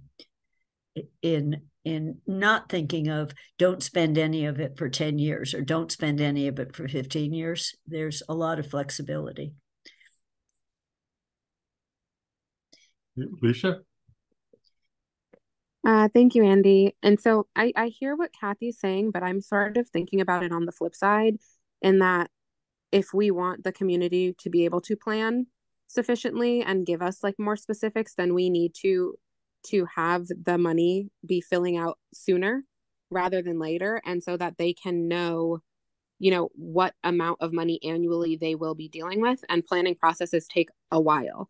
So like if we waited 2 years, that is then delaying the process even further, and it need not be delayed anymore. So I think coming up with the funding sooner rather than later would be more important in terms of the ability for the committee and for the community to be able to plan as to what specific recommendations they'll be doing.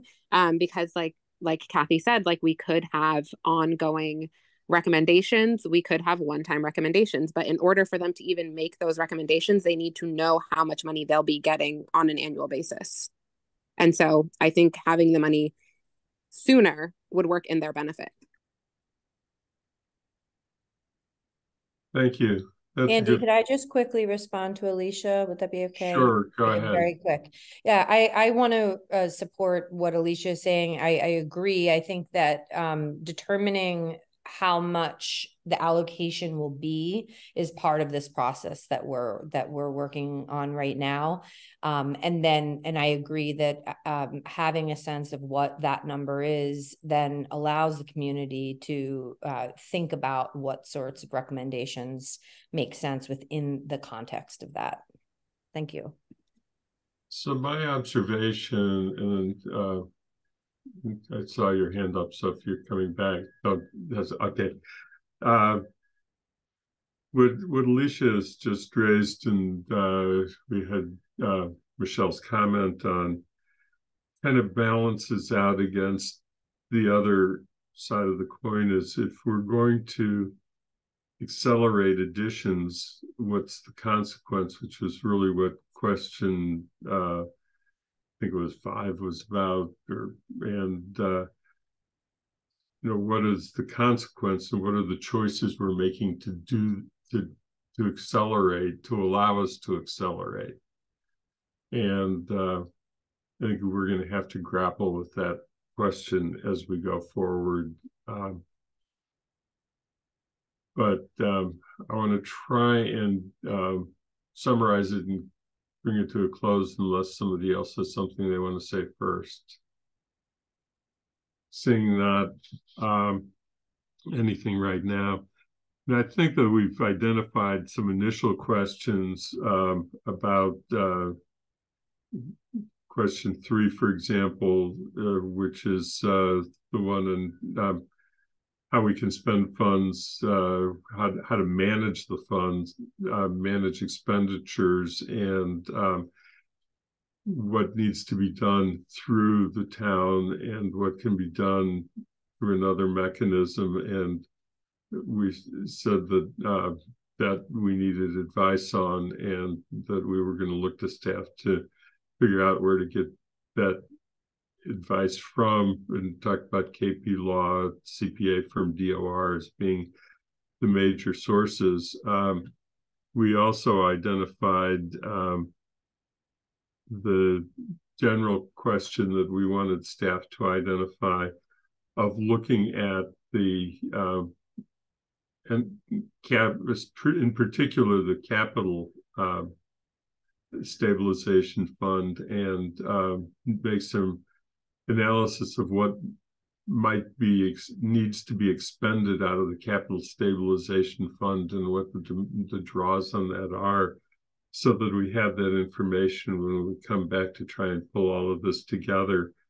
Another thing was just generally to ask our staff, which would be, probably in the end, Paul and the 2 acting finance directors, go through the questions and see what kinds of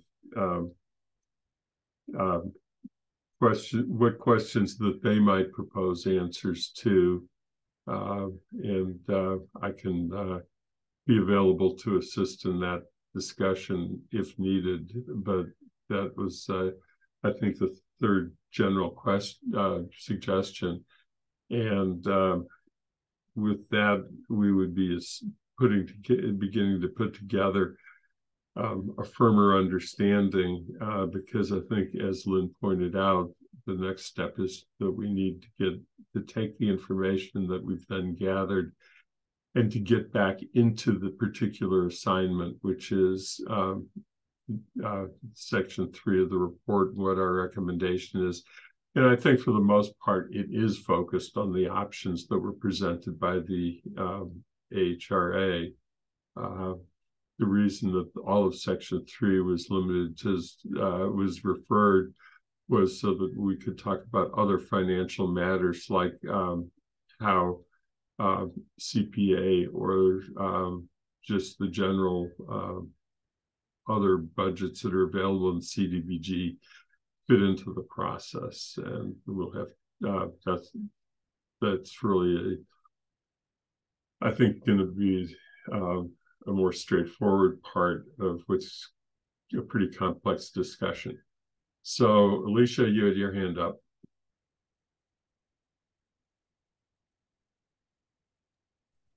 Yes, sorry. I'm wondering if it's possible to to request that Paul and Holly get back to us with like the pros and cons of what might happen if we are able to have the reparation stabilization fund filled in 2 years, like what the effects would be.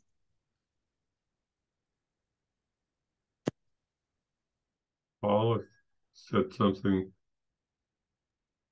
Sure. So explain more what you're looking for, Alicia. We can certainly do that.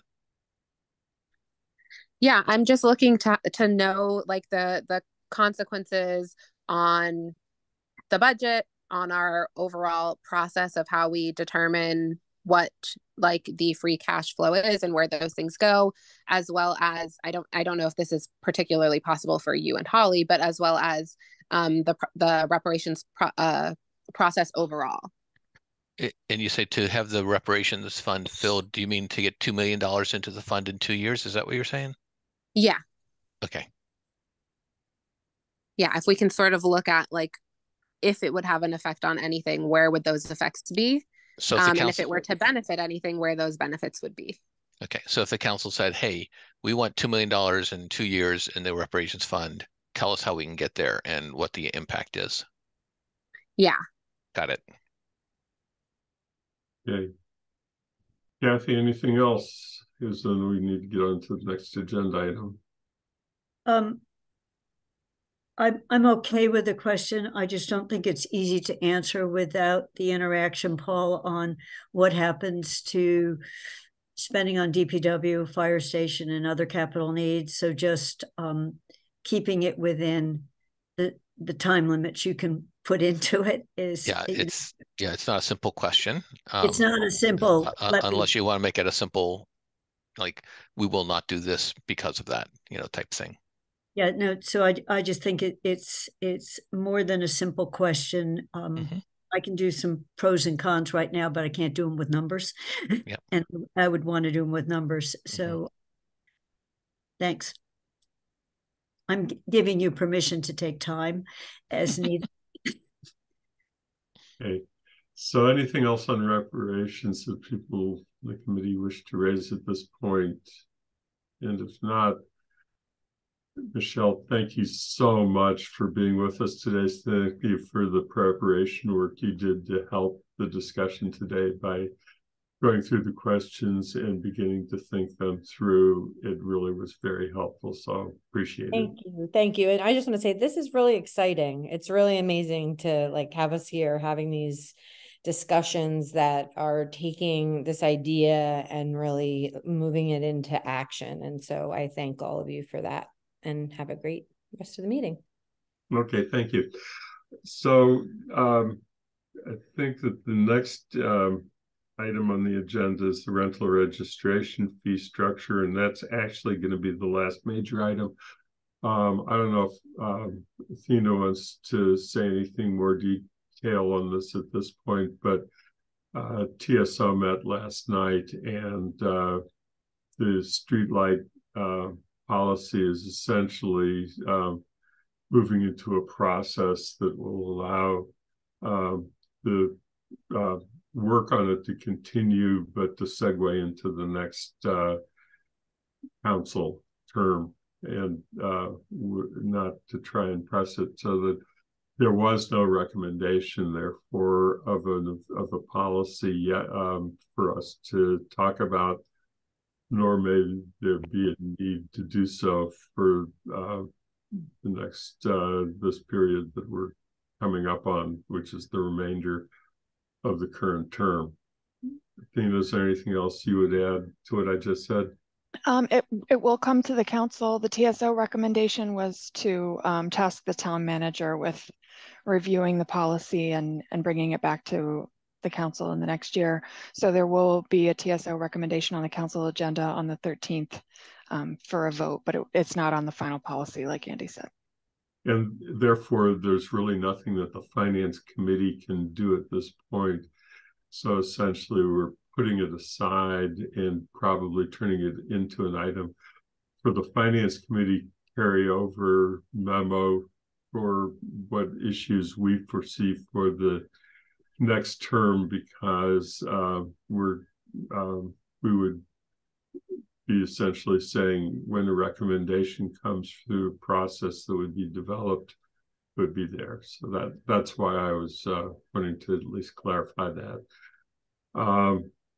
So we are going to rental registration, and I see 2 hands up already. So Kathy. Yeah, Andy, I thought we were going to end at 3, so I did set up something that I will have to rearrange if we're going to launch into a fairly long conversation. I'm sorry, we may not be able to act for that very reason. I was aware that there had been requests to end at 3 o'clock, and I mentioned that at the beginning. I think that what we need to do is make sure that in this conversation, we sort of identify the next steps that we want to take so that we can have a fuller conversation at the next meeting and reserve a real chunk of time to it. One of the things that I was going to recommend on that score was that we did get a recommendation from somebody who offered public comment at the beginning of the meeting today and at the last meeting. And at the last meeting, made a very specific recommendation about a fee structure.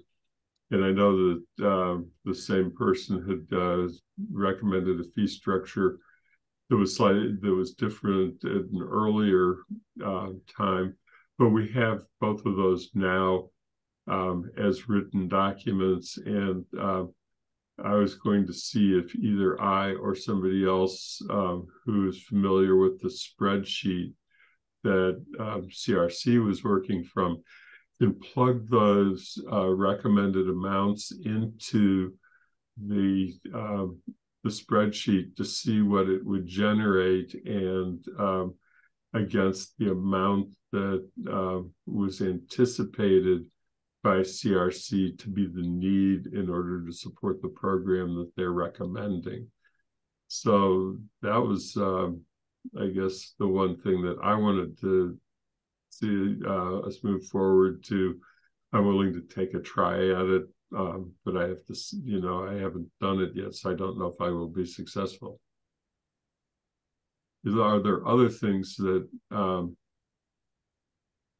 anyone can think that we really need to do to prepare for the discussion next time? Kathy? I'm not sure I can be as precise as you just were, but I am concerned about the overall cost of operation and the impact on the smaller operations, particularly.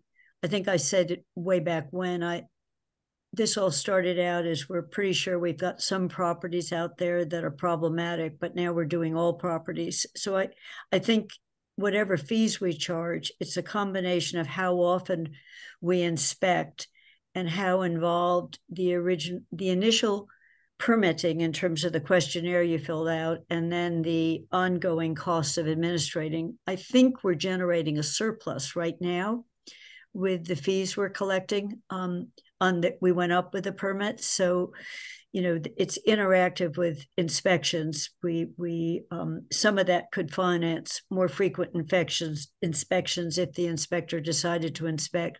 So I'm fine with you doing what you just said on playing with the fees, but I just want to get at frequency and complexity so that we don't build something that is really hard to administer and isn't getting at what the initial concern was. That's all. It was the same concern I raised at the very beginning, but in any case, I want to make sure we target this to be as efficient and non-red tapey as possible, but still worry about houses being unsafe to live in or uninhabitable over time. Andy, I do have to hop off now. I apologize. Thank you. Okay. Thanks, Matt. So I can try and work with Rob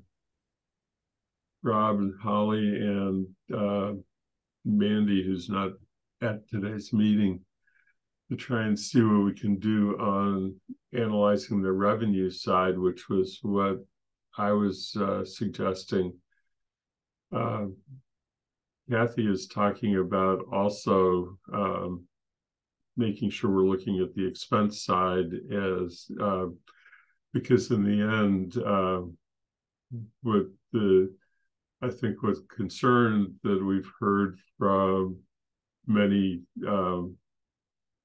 property owners is that we don't want to have fees getting so large that it has an adverse impact on their ability to provide the housing or then on the rents that they need to charge in order to be able to manage businesses that have balanced budget and a reasonable profit, which businesses expect. Yeah.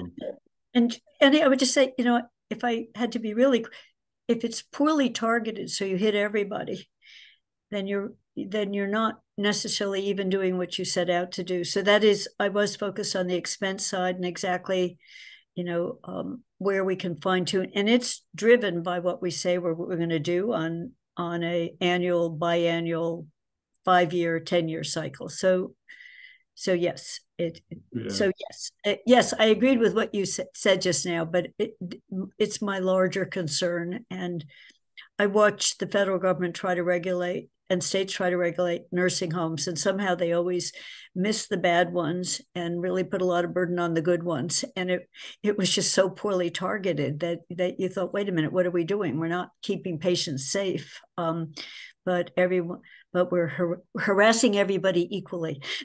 It would be the way I would say, but that's from a different world. That was a nursing home world. So, well, Rob, who's with the meeting at the moment, I know that his computer is with the meeting, has been pretty clear with us as to what, and I'm not thinking we need to go into it again today, but why the recommendation was made from him to CRC and from CRC back to the council that we're now looking at, as far as the need for the frequency of the inspections in order to achieve the goals of the bylaw. And the other thing that Rob has to do is to be comfortable that he can staff and manage the program if it's funded at that level. I appreciate the responses that we've received from him on those topics, and so I don't want to take this going too many circles. At some point, we just have to process the information, but I'm trying to act like a finance committee and get into the question of whether the numbers work. Lynn. I really hope that at our meeting next Friday, this is what we focus on, because it still has to go through a couple other steps and to get it to the finish line by the end of this council, which I think I've already heard that at least this one other big item is now being put aside for next time. And I have the feeling that waste hauling is the same thing. Let's not do that to this one. Let's get this one done. Yeah, and, no, I think that waste hauling will. And if we need to, right, and if we need to put caveats on how do we evaluate it, and are there ways in which people get waivers or something like that, let's get all that discussed on the 30th. I think that's when our November, I don't know, whatever next Friday is, and so that we keep moving this one. Thank you. Yeah, no, that's helpful, because I think that we were trying to get an indication, and they're now getting from your comments and from the TSO meeting yesterday as to what are the issues that we have to keep moving on with the highest priority, and which ones we can move back on a little bit. And I think the other question that we need some input on in order to do that is to know what the AHRA and the reparations referral is going to be. When is, is that going to be a council action this year, or is it not going to be a council action this year? And I'm not asking for an answer to that now, but we have to assume that it is until we've heard that it isn't. Anything else from members of the committee about? Because I think that we've done, Rob, thank you. I think that we've done what we can do today. I think in the next meeting, our focus is going to be on two pieces: continuing the reparations discussion and a more complete discussion of the rental registration, because those are the two that we assume are likely to require action, and also beginning to think about the guidelines and the guideline process. Is there anything else that people would like to add or say? And I don't know if it'd be worth putting up for a moment the meeting plan, just so that it's visual to everyone on the screen. My only comment, Andy, you just listed 3 things that I think are more than 2 hours. So if we try to do guidelines and do what Lynn is asking on rental, is get to put a period on it, and AHRA. So just thinking, wrestling with timelines. I mean, I'm just not sure that's 2 hours worth of discussion, because I think the guideline piece is really important. The other one that we haven't talked about, okay, thank you for putting it up. The guidelines, we can wait until after the 13th. The question at one point had come up as to whether there was any principles about guideline, and that's why it's listed there under November 3rd, as to whether there are any overarching principles that get discussed every year that we could put aside without actually having the financial indicators, meeting, and projections available to us. And so you members of the committee might look at last year's guidelines and think that through,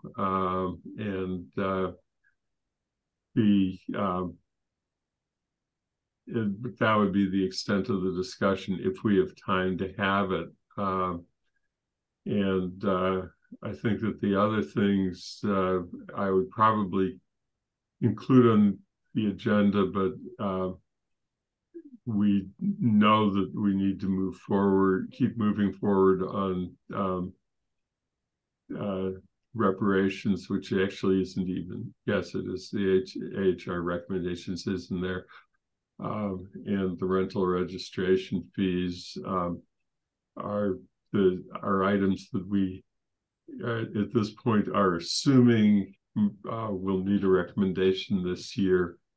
And once we get into the guidelines, it's going to be more difficult. So that's where that listing has come from. And if people are comfortable with what's on the screen, then we'll keep it. If you have suggestions or questions about the current plan, I certainly welcome input from the committee, since this has largely been something that Athena and I have worked on together to try and help the committee. But when any comments you have are welcome. So you have surplus real property distribution pop also for next Friday. So my question is, can you move that one? I just worry about if we don't have enough time, then we don't finish on each of the topics. So I'm not going to press Paul and Athena to answer the question now, but I think that what you're really raising a question is, and this goes to Lynn too, as to whether surplus real property disposition is also an urgent item for the remainder of this term, or whether it's going to end up being a holdover. Because what we're trying to do is we're beginning the process ourselves that the council is going through of figuring out what are holdover items that are not going to be acted on for the conclusion of the current term, and so we can differentiate and focus on what is the goal for this term. I would like to hear Paul's comment on the surplus property issue. And Athena, you started to say something, so maybe you have some thoughts on that you'd like to share too. Athena's been leading this, so. We had included this in the agenda plan because it was referred to Finance Committee back in the spring, I think, Andy. And so it was just a cleanup, tying up that loose end. There's not an urgency to it. I don't believe Paul is planning on bringing anything to the council anytime soon. It was just trying to tie up a loose end that was a referral. So if it ends up as a carryover item, I don't see that as an issue. Well, you should let us know between now and the next meeting whether you anticipate that there is going to be a request for real property disposition. There won't be, Andy. So if there won't be, there's really, it can be held over to the next term. Okay, that's helpful. Anything else that people from the committee want to raise about this, or anything else that it's not limited, it's sort of the unanticipated issues question too. Andy, did you want to keep the surplus property disposition policy on the agenda, or do you just want to take it off? We'll probably take it off at this point. I'd keep it on the agenda so that we make sure it's in the carryover. Unless or just start making us. Unless we want to start making a list of carryover items, which we've done before. At the bottom of the chart, I think for a while there had been a list of outstanding, so we can move it there, and it's still on the chart, Lynn. Thank you. Okay. And of course, waste hauler and is probably going to end up there, and streetlights is probably going to end up there too, for that matter, because we don't think that there's going to be council action on them, and there's no proposal that we can quantify. Then they're really holdovers for the next term. Anything else? I'm looking for hands just generally, because anything that people would want to raise before I adjourn. Seeing none. Thank you very much. And we are adjourned till our next meeting next week.